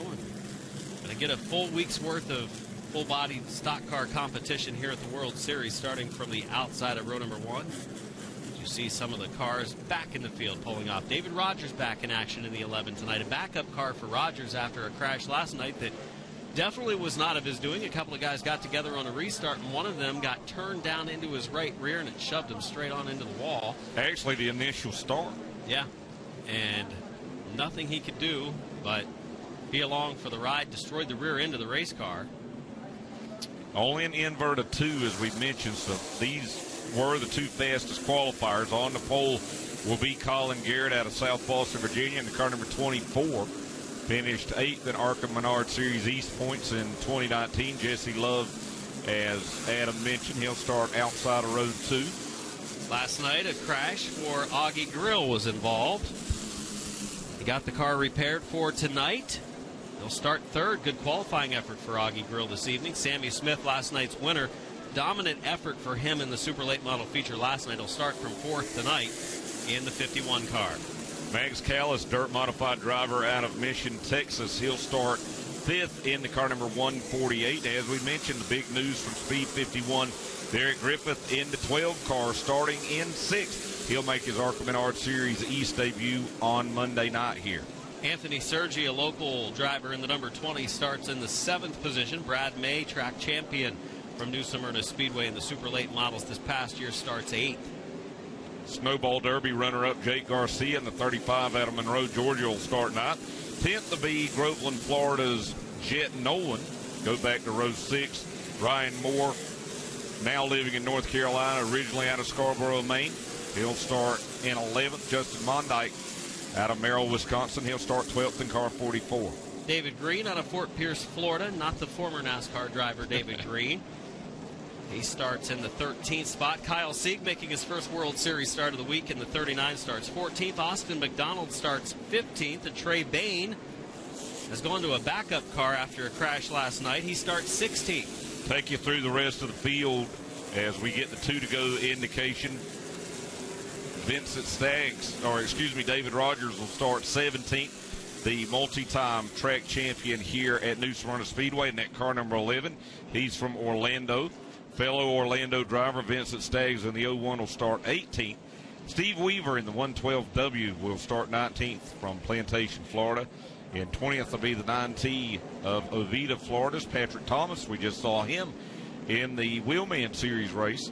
And Joe Valento from Scandia, Minnesota, will start 21st in the car number 30. Colin Garrett in the 24, great qualifying run for the 19-year-old from South Boston, Virginia. Qualified 2nd tonight. It puts him on the pole for this 35-lap feature event. He finished 9th in the feature last night, so a big effort and an improvement for that 24 team, giving him a chance to compete for a win here tonight with Jesse Love, who's looking for a turnaround after ruffling some feathers a night ago. And a crash that involved the guy that's starting right behind him in the 3rd spot, the 112 of Augie Grill. And you know, Adam, as you said, as the field gets the 1 to go this time, Jesse Love in that 21, we've mentioned ruffling feathers. Really, though, being on the outside watching in, it was a product of inexperience, especially with stock cars and pavement. Got down on the apron, the car pushed up, and if nothing else, I think he needs to show these drivers that he did learn something from that last night. Going to have a chance to do it here in moments. Pace car is going to drop to pit road. Invert, again, was a top two qualifiers on the front row. Does that mean they're going to run away with it? I don't know. Sammy Smith starts in the 4 spot. He was the one to watch last night. We are underway for the Super Late Model 35. Green flag into turn number 1. Colin Garrett, the 24, the pole sitter, he spun the tires about halfway down the front straightaway before we got that car to settle in. Augie Grill in the 112. Remember, that is a brand new Grand American Race Car chassis that he brings out as they go 3 wide a little bit farther back. Augie Grill and Sammy Smith battle. Grill up the track, using Smith up a little bit in the middle of 1 and 2. Smith stays alongside, didn't really kill his momentum. Grill gets a little better into turn number 3. Holds it a little closer to the bottom lane this time. Smith's going to be in the 3rd spot, crossing the line at the conclusion of lap 2. Rowdy Manufacturing, the chassis builder for the 51, the 112, the Grand American Race Car. The 12G at Derek Griffith, that's a Fury race car. He'll look up to the outside of Grill now to turn 3. Griffith had a good run last night, and that run that he had to the outside right there of Augie Grill, I think in 1 and 2 was pretty impressive. The part of the track where he made his move to the outside means he has a strong race car. He even gets up into that 3rd lane, still able to get around the 112 of Grill. Here comes Brad May. 2-time defending track champion. Now he's going to look to the inside of Grill, trying to take 5th away. He finished 3rd here last night. Felt like he, started back due to the invert. He was the fast qualifier and just ran out of time. He's trying to get around Grill now. Back to Derek Griffith in that 12G. Remember, he had a clutch problem last night. He felt like that hindered him trying to compete with Sammy Smith for the win as this great battle for 5th continues. Yeah, he said he just couldn't get it done on restarts, and it killed him for a chance to race with Smith, as now Brad May in the 9. Going to get by Augie Grill as they head to turn 3, 5 laps into the books. Going to be 6 at the line. 29 to go. Your leader is Jesse Love. Colin Garrett is 2nd. Sammy Smith 3rd. Derek Griffith 4th. And Brad May has moved up to 5th. He needed, at that very moment, to get around Augie Grill. We're already 6, make it 7 laps into this race now. And he is falling back a little bit from those top 4 cars. So he needed to dispose of Grill so he could set his sights on those top 4. That's what he's done. Brad May in the 9. Finished podium last night, 3rd. One of the favorites to be among those racing for the championship this week in super late model action. He's trying to close on our top contenders, the top 4, before they break away. You see back Jet Nolan to the 50. Ryan Moore in that repaired 74 car. That was the one I didn't think we'd see back tonight. And sure enough, they worked on that one all night to get him back on track. And he thanked Austin McDonald and the King Racing crew for their help on Twitter. Also, Steve Wallace, a former winner here down at the World Series, he offered to drive down from North Carolina if there was anything he could do to help Ryan Moore, and they've done a good job to get that car put back together as we watch a battle for 2nd shaping up now between Colin Garrett, the 24, and the 51 of Sammy Smith. 15-year-old driver Sammy Smith ready to make a move for the 2nd spot. Last night's winner led a lot of laps in that 51 car. I like the paint scheme on that ride. Remember the TMC, the sponsor on that car, number 51, longtime sponsor of Sammy Swindell in the World of Outlaws sprint cars. And that car painted very similar to those cars that Swindell used to drive. But look at this. He bobbled a little bit, and now that's allowed Derek Griffith to close in for 4th. I was going to say, he exited turn 4 the last time around, a lot like Sammy Swindell, sideways. Like he was running the top of the track and the cushion. But that's not what you need to do here, right? Not at all. As that car didn't bobble last night, it was fast and out in front of the field. But he's regrouped, and he's trying to again close on Colin Garrett for 2nd. Derek Griffith, he's been using those front brakes again, those front rotors glowing on the 12 car. You know, somebody we've not talking about, that's Jesse Love. He's the leader, and right now he's got over a 2nd advantage over this battle for 2nd. Colin Garrett, the 24, graduate of late model stock racer racing out of South Boston, Virginia. Then Smith and Griffith, and you see right there at the bottom of the screen, Jesse Love stretching that lead right now here, already only 21 laps to go. Yeah, Jesse Love is in a position. He hopes this thing goes clean and green all the way to the finish, because I don't think anybody can beat him if it does. He's just a good car. He was top qualifier. Restarts, though, yellow flags closing up the field. Anything can happen then. Ryan Moore in the 74 car. Not a bad run right now for Ryan Moore in the 8th spot, despite that damage and all the repairs that took place last night. Former North-South shootout winner with pass up at Caraway Speedway then. He also had a pass win at Concord Speedway. And right now, trying to work his way around Jet Nolan. Remember, Ryan Moore, he has been a winner down here at Speed Weeks. Nolan and Moore running 7th and 8th. We saw Nolan pick up the win in the Pro Late earlier tonight amid some controversy. There's Augie Grill in the 112 and 6. They work around Vincent Staggs. Now, I'm kind of surprised. We saw just back behind that last battle Anthony Sergi in the car number 20. He's back in 9th, and just really surprised that that car not running stronger for the former track champion here. You know, he's already had a big win at Citrus County Speedway. And he finished 4th last night, so he had a good race car a night ago. But I think it goes back to what we've talked about. And you see Sammy Smith, this car not nearly as dominant as it was last night. Warmer temperatures. The track has really gotten a lot of rubber on it and a lot of different kind of rubber on it. And this racetrack has changed a lot, and that's all it's going to do for the rest of the week. Especially starting tomorrow, they have the ARCA Menards E-Series cars come in and test during the day for their race on Monday night. So that's going to add some more rubber to the track that the cars aren't used to. And that's General Tire radials. Watching the 51. This is a great battle for second. And now Brad May has called him. And, you know, we mentioned that he needed to get around Augie Grill. And, you know, looking at the timesheet right here, Brad May's got a really good race car right now. He's one of the faster cars out there. Closing in on this battle is Colin Garrett. The 24 makes a bobble. Sammy Smith gets into him. Wow, and they were able to both continue on. That was a wreck that just didn't happen. A 24 of Garrett. 12 of Griffith now moves around Smith. And the 9 of Brad May. He has the rear rotors glowing on that car.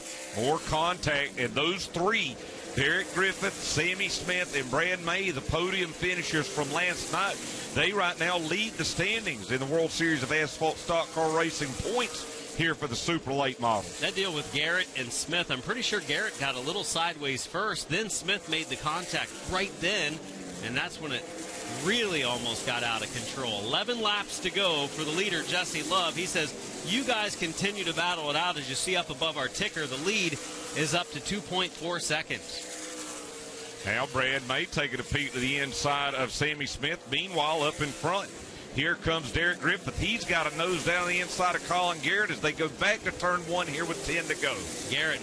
Griffith makes a good run to the inside of Garrett, goes up the track, a little bit of contact. Here comes Smith in the 51. Second, third, and fourth going at it in turn 3. I thought Sammy Smith might make it 3 wide. This time he bobbles. He gets into Garrett again, And Sammy Smith is going to be lucky if he does not cut a right front tire down. That's 2 times he has made major contact. Well, I can tell you all of the lettering of Hoosier has been rubbed off.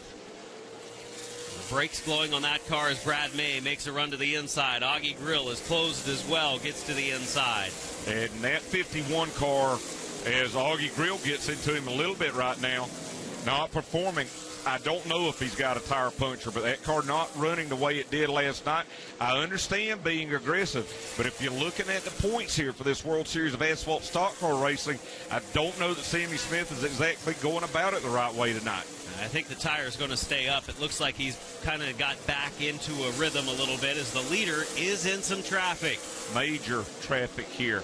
Around Staggs in the 01, has the 9 just ahead. That's Bain, gets to the inside of Bain, and now he's clear of traffic.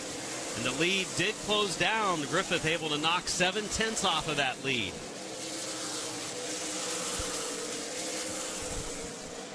Racing through turns 3 and 4, the 21 car of Jesse Love across the line. Love 5 more laps to go.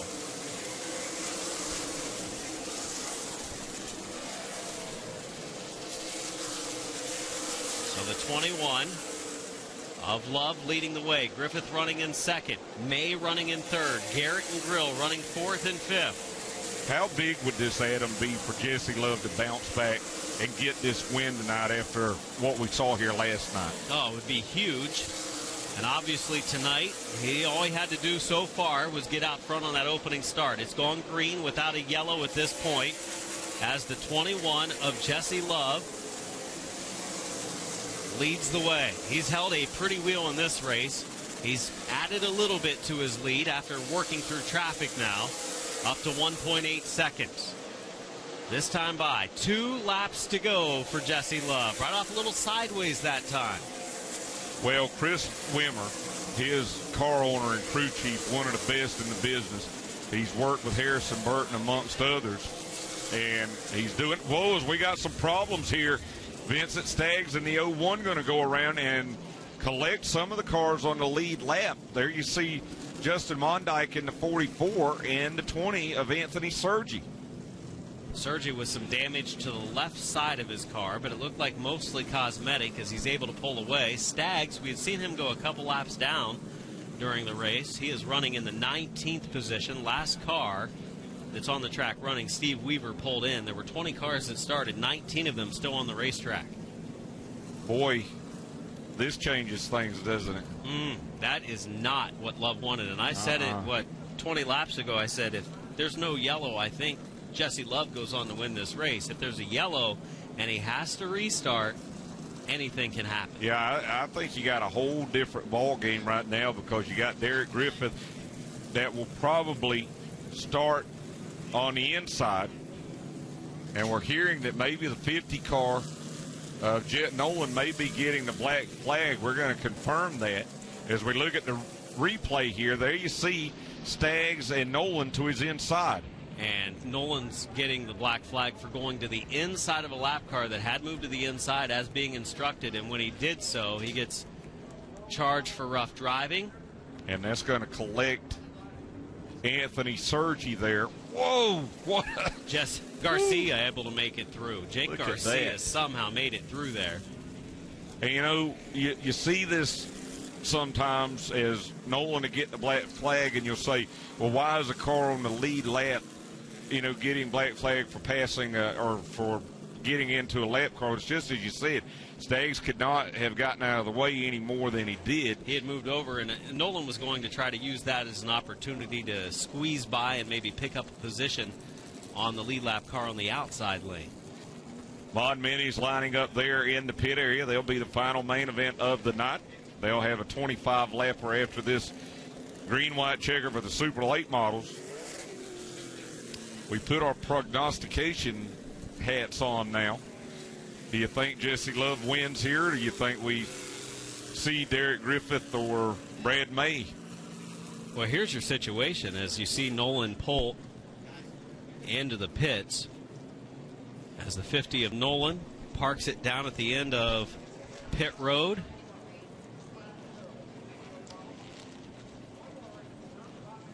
So Jet Nolan being sent to the pits for the spin that he got into the lap car driving to the inside. Now, if the lap car was in the wrong lane, it would probably be a whole different scenario.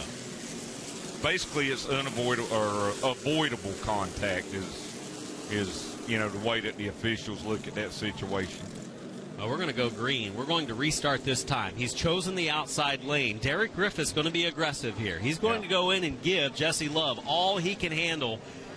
Knowing that he's got an inexperienced driver. And he had a chance to win last night, came up just short in second. He doesn't want to finish second tonight. It's a good restart for both. A better restart for Love. Spins the tires but gets out in front.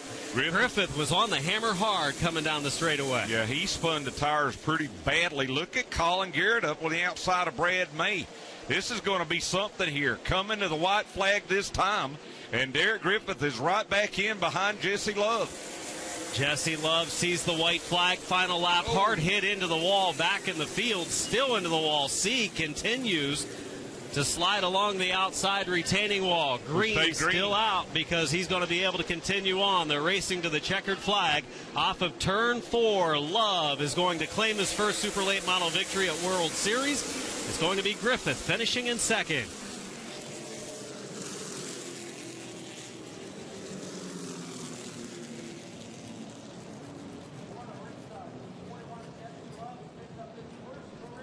What a race here tonight for the Super Late models. And how about Jesse Love bouncing back after the controversy last night involving Augie Grill and Ryan Moore and the open-wheel driver from California, will take a huge step in his racing career here by taking the win here on night 2 at the World Series. Final race of the night will be coming up, folks, and that'll be the Mod Minis. So stick with us. If you can't, remember our coverage from New Smyrna Speedway will start again tomorrow here on Track Pass on NBC Sports Gold at 7:25 Eastern Time. So make your plans to be back with us. Super late models, pro late models, and Florida Modifieds will all be in action. And this is going to be a very excited young man who climbs out of the car number 21. Can't contain himself as he will take the win here tonight at New Smyrna Speedway. Adam Mackey, he's making his way down trackside, and we'll turn it over to him now to get a word with our winner. Jesse Love being congratulated in victory lane. A big win tonight, starting from the front row after setting fast time on night number 2 of the World Series. Jesse, last night, a little bit of a mishap during the race. You got on the apron down in turn 4. You wanted to turn things around quickly, and tonight you did just that. This car was a rocket ship. You got out front. You didn't even have any competition during the race until all of a sudden a yellow comes out with 2 to go. What were you thinking then? Yeah, I was thinking about it, about the yellow flag. I pretty much knew it was about to come out, so just super grateful to these guys. You know, I was able to, when you're able to run like 50, 60% towards the end of that race, the latter stages of that race, just goes to show how good your car is. And I had a complete rocket ship tonight. I can't thank Chris, the whole Waymer team enough. This thing was bad fast, so I'm looking forward to the rest of the speed weeks. I can't thank everybody for coming out. I know it's, colder than Wisconsin out here, so this thing, guys, for coming out and staying out here, and should be a good rest of the week, so hopefully we can keep this going. Jesse Love, a good run tonight. Your winner in the number 21. He claims victory on night 2 of the World Series. Second place run as we move back to Derek Griffith.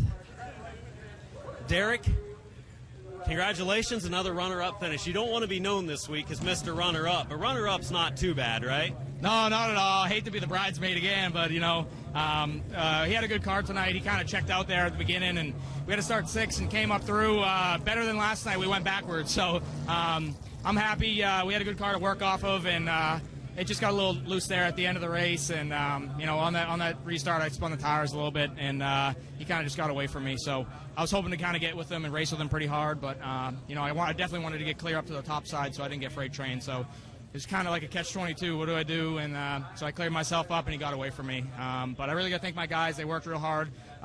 Another night, second place, and got a car in one piece, so I can't complain. Good start to Speed Weeks, the World Series. 2 second-place finishes to start the week for Derek Griffith in the 12 car. We'll be watching him all week long. And the guy that finishes in the 3rd spot, he's been Mr. 3rd place so far this week. The 9 car, Brad May. Brad, again tonight, another good run for the 9. Started pretty deep in the field. Yeah, we were able to pass some cars. Qualifying, we had their tires a little bit off, and we switched some stuff around a little bit. The car really came on in the race. We run a couple laps and got a good rhythm going, and really seemed to come on at the end, just like what this car normally does. Anything you're going to do to the car for the next night of racing to make it just a little bit better up in those top 2 spots? We've got a couple little ideas. I think we can get it a little better. Everybody's working hard on it. I want to thank RK Edwards, Dynamic Landscape, everybody that really just pitches in, my wife's spot, and everybody that helps us. Good, clean, super late model race tonight. Top 3 finishers here at New Smyrna's World Series. Thanks a lot, Adam. And should be an exciting event again tomorrow night here for the super late models as part of the World Series of Asphalt Stock Car Racing here at New Smyrna Speedway. As we'll take a look back here at our race recap for the super late models. Colin Garrett and Love led the field to green. Jesse Love able to get the advantage at the start. Hard racing as Sammy Smith in the 51 tried to work his way around Augie Grill.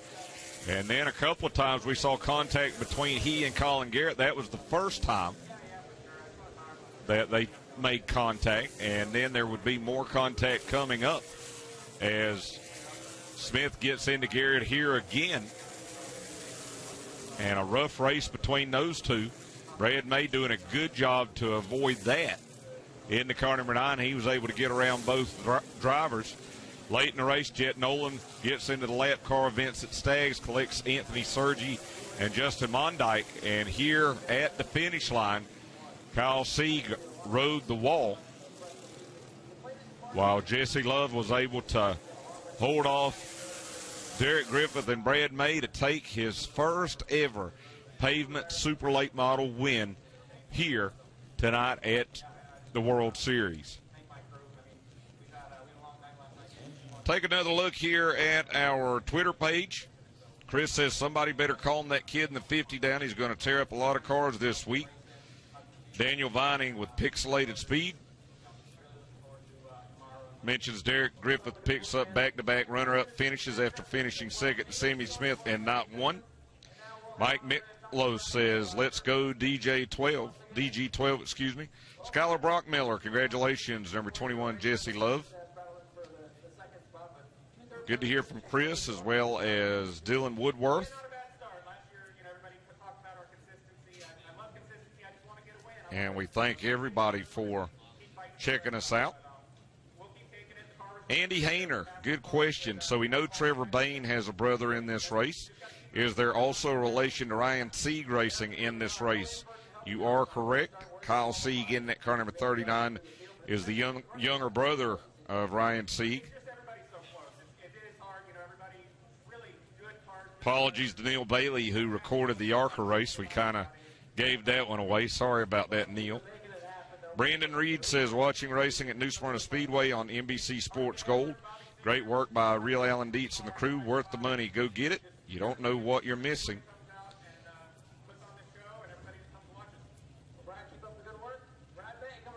Jess Ballard, slight change of plans for the New Smyrna and the Travis Payton Racing Camp. Tonight will be the last night I'll have to watch on Track Pass.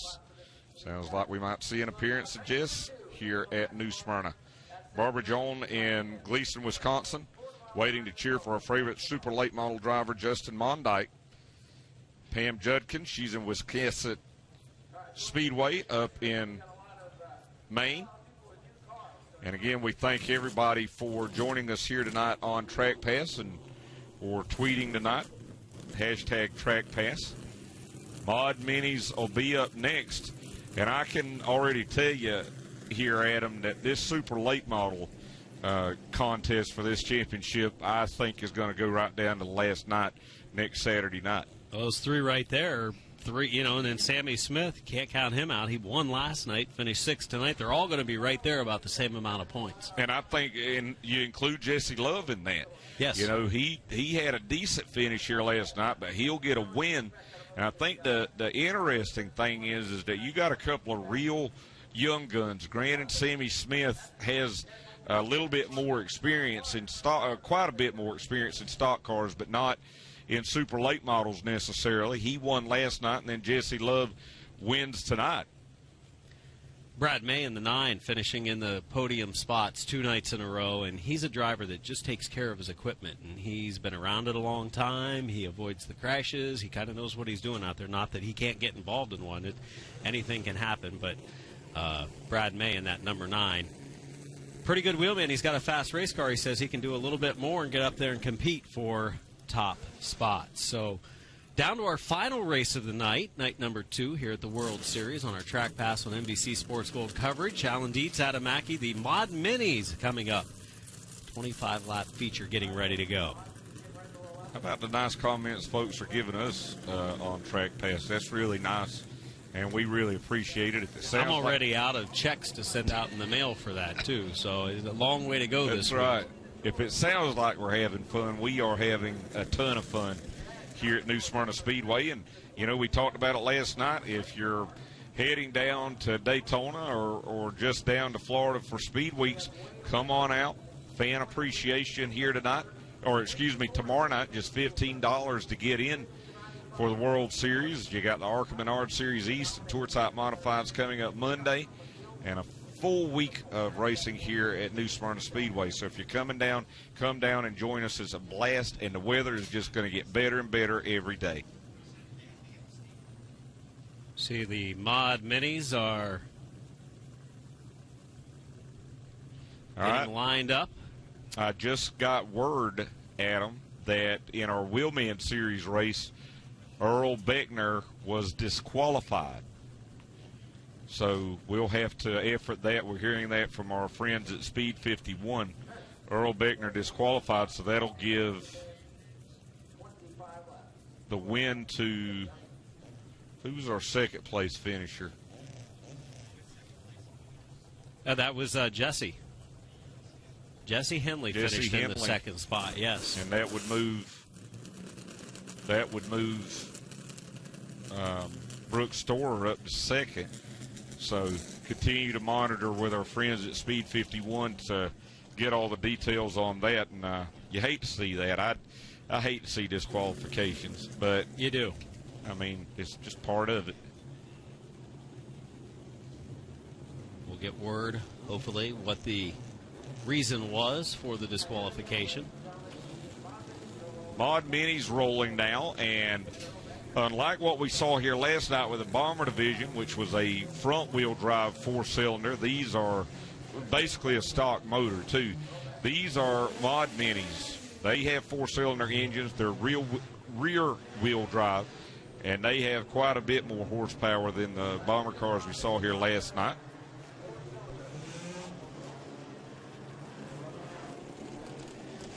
We will take a look at the Mod Mini starting lineup as Tony DeGeorge in the number 1 from Titusville, Florida, starts on the pole. John DeGeorge out of New Smyrna Beach, Florida, starts in the second spot. Wayne Wells in the car number 23. He's from Altoona, Altoona, Florida. About said Altoona, Pennsylvania. He starts third. Shane Sutoris. He's from Orlando in the car number 32. He starts fourth. Joshua Hart out of Everett, Washington in the 95 starts in fifth, and Tyler Simpson in the 115 starts in the sixth spot. We have a 25-lap feature for the Mod Minis getting ready to go here at New Smyrna Speedway as they get lined up and ready for tonight's action. Mod Minis, a similar type small car division like we saw the Bombers a night ago, but these ones they're allowed to do a lot more work with. No Wesley Outlaw tonight. No, they decided not to make the start. Didn't want to upgrade the car as we get the 2-to-go signal. Tomorrow night, 7:30 race time. Pro late models, super late models, and Florida modifieds in 35-lap features. $15 to get in the grandstands at New Smyrna Speedway. Join us for a pre-race show at 7:25. That's right. We basically say hi, hello, and go racing. That's what it's all about. That's the kind of pre-race show I like. It is good. Fans come here to see racing, not hear us talk for a half hour. Yes.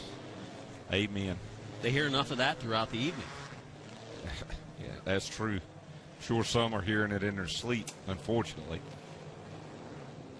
This time by, 1-to-go signal. That 115, look at that sharp car. The graphics on that ride.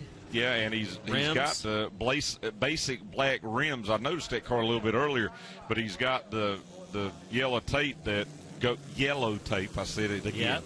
Yellow tape that goes to the lug nuts. So I guess if in case they have to pit and change tires, they'll be able to see where the lug nuts are.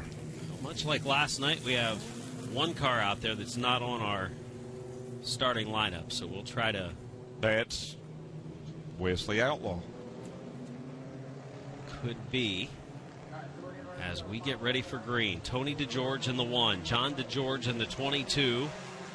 115 of Simpson moves up to the inside of the second row. The 32 starting in fourth, Sutoris, and we're ready for green. Here we go, off of turn number 4. And we're underway. 25 laps, and as we said, these cars, although they're four cylinders, they have quite a bit more horsepower than the cars we saw here last night. Race for third right now down the back straightaway. Now it looks like we got just 6 cars heading off into the third corner, so we got them all in our starting lineup as we come across the line for lap number 1. It's the 1 of DeGeorge leading, but here comes that sharp number 115 to the outside, going to make the move down in 1 and 2.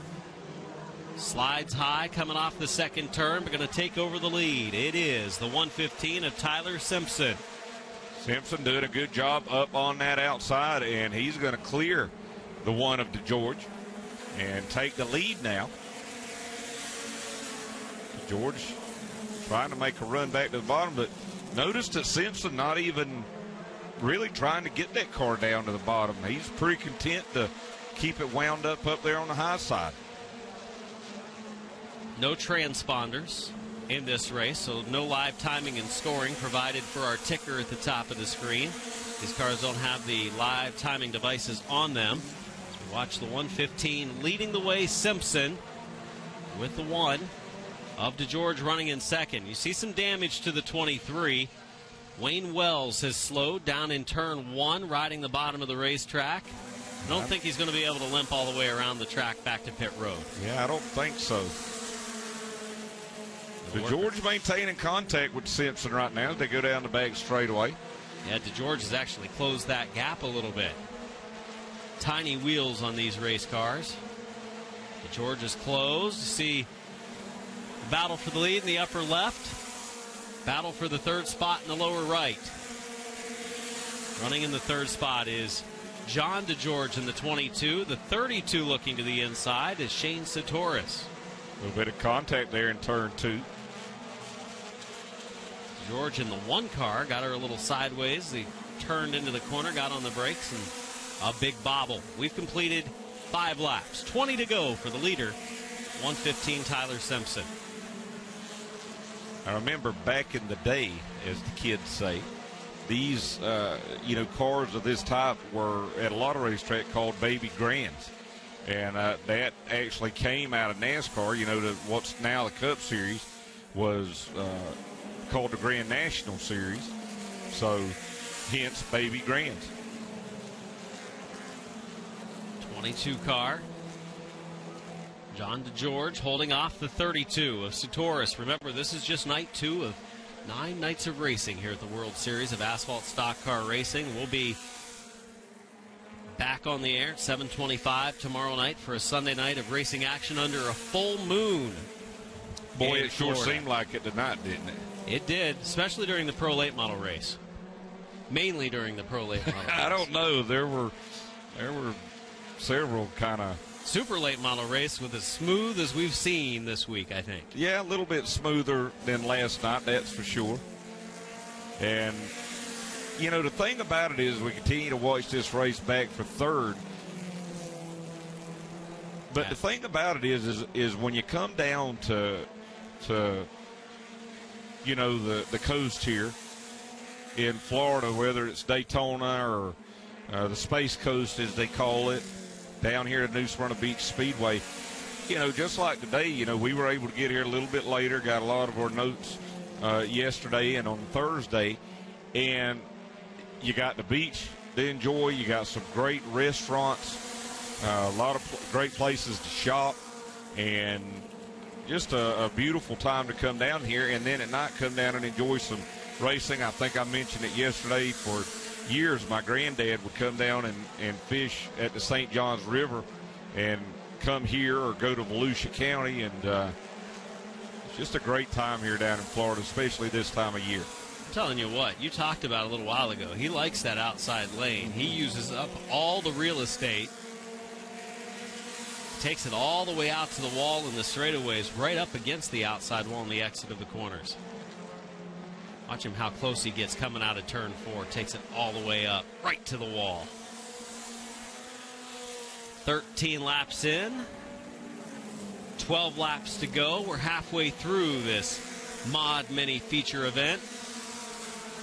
And Tyler Simpson, from right here in New Smyrna Beach, Florida, trying to win in front of his hometown friends and family.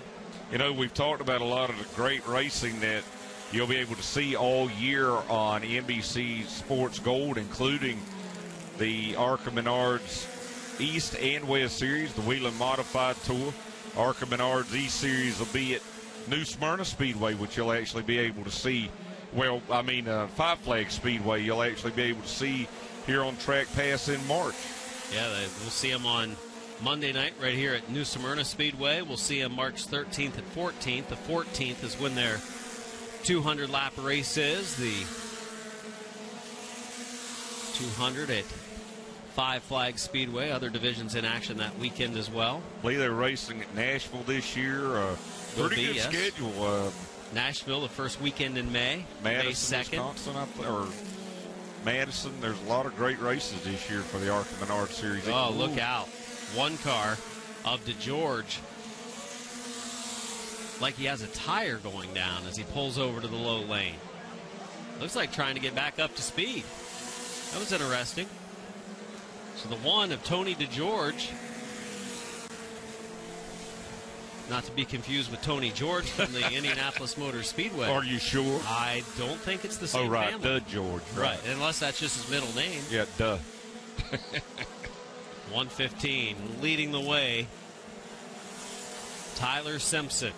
Hey, you know, we talked about that ARCA Menard Series East race at Five Flags coming up in March, and ARCA Menard Series East won't be the only cars racing there. I think racing on Friday and Saturday night. Yeah, that show on March 13th, the Friday night, we'll see Outlaws, which are like the Sportsman, they're here. Some of the same cars, actually. Yep, and they'll be racing on Friday night in addition to the Vors Compact Touring Series front-wheel drive, like professional front-wheel drive race cars.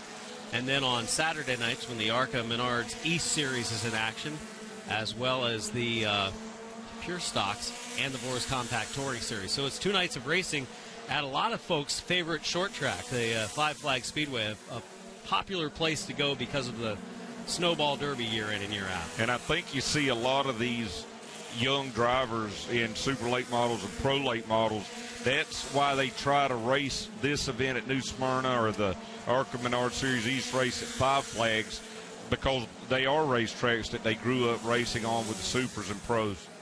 Telling you, he's got a big lead built up, and he's taking it all the way out to the wall. He obviously has his steering wheel calibrated to how wide this track is, because he is using up all of the real estate. Doesn't seem to be worried about taking a chance of knocking the right side of the car off, despite having a big lead, as Simpson continues out front. Getting down to our final laps. 22 laps in. Make it 23 that time. Yeah, just 2 laps to go. Simpson down the backstretch.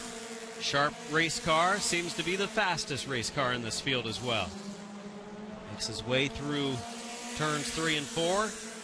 2 to go, so actually this is going to be 23. Hey, I got to do a real quick shout out here on this last lap. Jeremy Wallace and Luke Binky from NASCAR. They're watching from the Bonefish Grill in Daytona Beach, Florida. There's Simpson making his way through 3 and 4, now going to get the white flag. 1 to go. 24 complete for Tyler Simpson.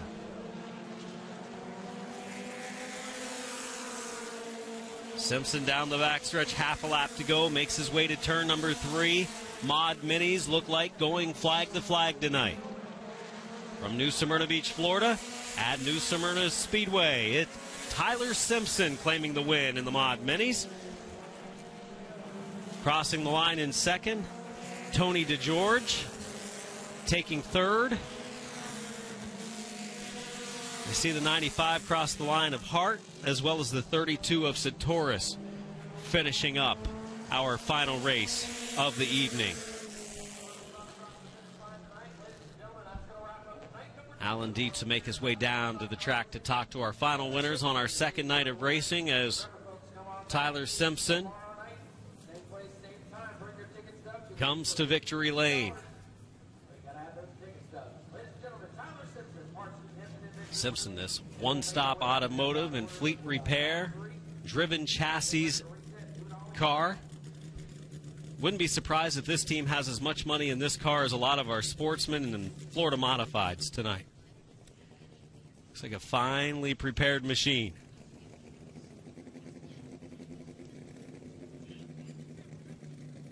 Tyler Simpson. It's victory, remember, tomorrow night, 7:30. 3 divisions of racing action here at the World Series for the third night of 9 nights. Super late models, pro late models, and Florida Modifieds, $15 grandstand admission. And Tyler Simpson has climbed out in victory lane. Young driver behind the wheel of this race car. And hopefully Alan Dietz has a little more success during this race tonight than I did interviewing some of the Bomber drivers one night ago as Alan makes his way into victory lane. We'll send it down to Alan. Great job for winner tonight, Tyler Simpson. Congratulations, man. And sharp-looking race car, too. Great job with this paint scheme. Yeah, man. Just want to thank JRE Racing Engines up in South Carolina. They built us a good motor. And my family, man, they put in the work each and every day, each and every week. I love them to death, and we just got to get the car a little figured out a little more. It kind of came tight the whole race, so we'll figure it out and we'll come back. Yeah, we wondered about that. You were running that high groove tonight and got kind of close to that wall a couple times out of turn 4. Yeah, just getting in is kind of rough and just kind of messes up the whole corner. And with these cars, they're only racing with 4 cylinders, and momentum racing is everything. So if you mess up in the corner, you don't have nothing down the straightaway. So we'll get it fixed and we'll come back a lot stronger. Good job. Thank you, sir. All right, Tyler Simpson coming home with the win as we work back now to our second-place finisher, Tony DeGeorge here into car number 1. And, Tony, car looked pretty good for a while there, but looked like it just kind of fell off. You got sideways there and kind of slipped up. What happened over there? Yeah, I was just trying to catch Tyler. He was really fast tonight, but it's my first night in this car, so just still kind of getting used to it. But overall, great night. Can't complain about a second-place finish. Great job. Thank you, sir. And we'll come back now to our third-place finisher, car number 95 of Joshua Hart.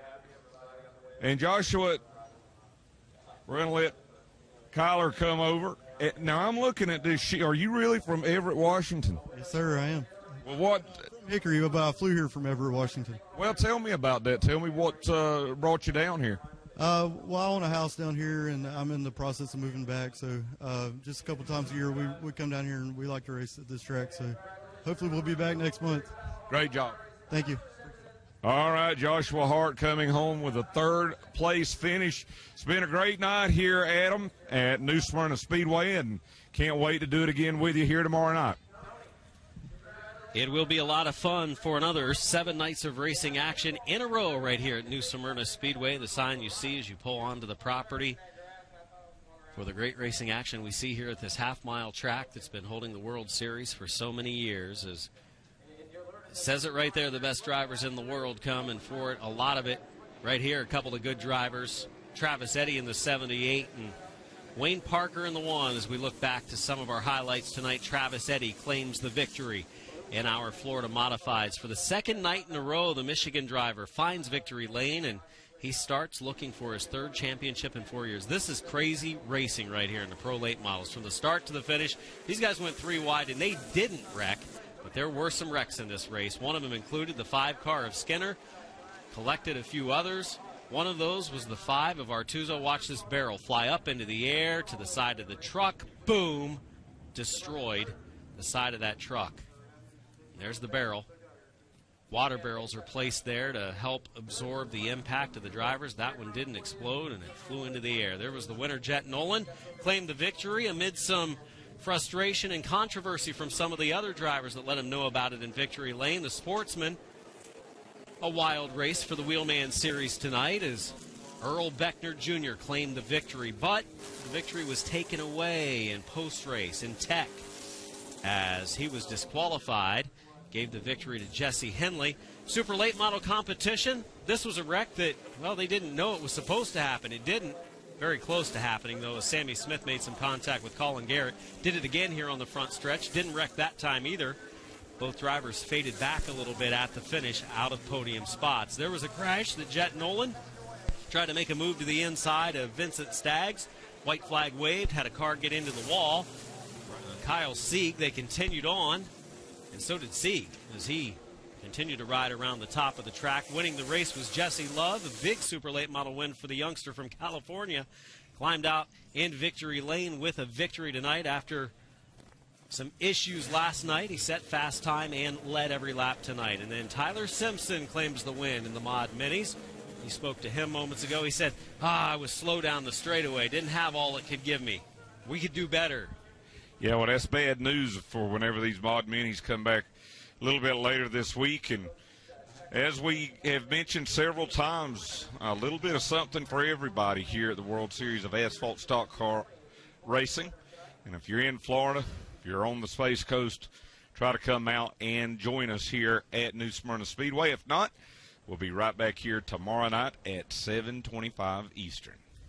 That's going to do it from New Smyrna Speedway. Night 2 of the World Series is in the books. Congratulations to everyone who found victory lane and those that are competing for championships throughout the week. 3 divisions of racing tomorrow night at 7:30. Join us here. If you can't, join us here on NBC Sports Gold Track Pass. Thanks for tuning in.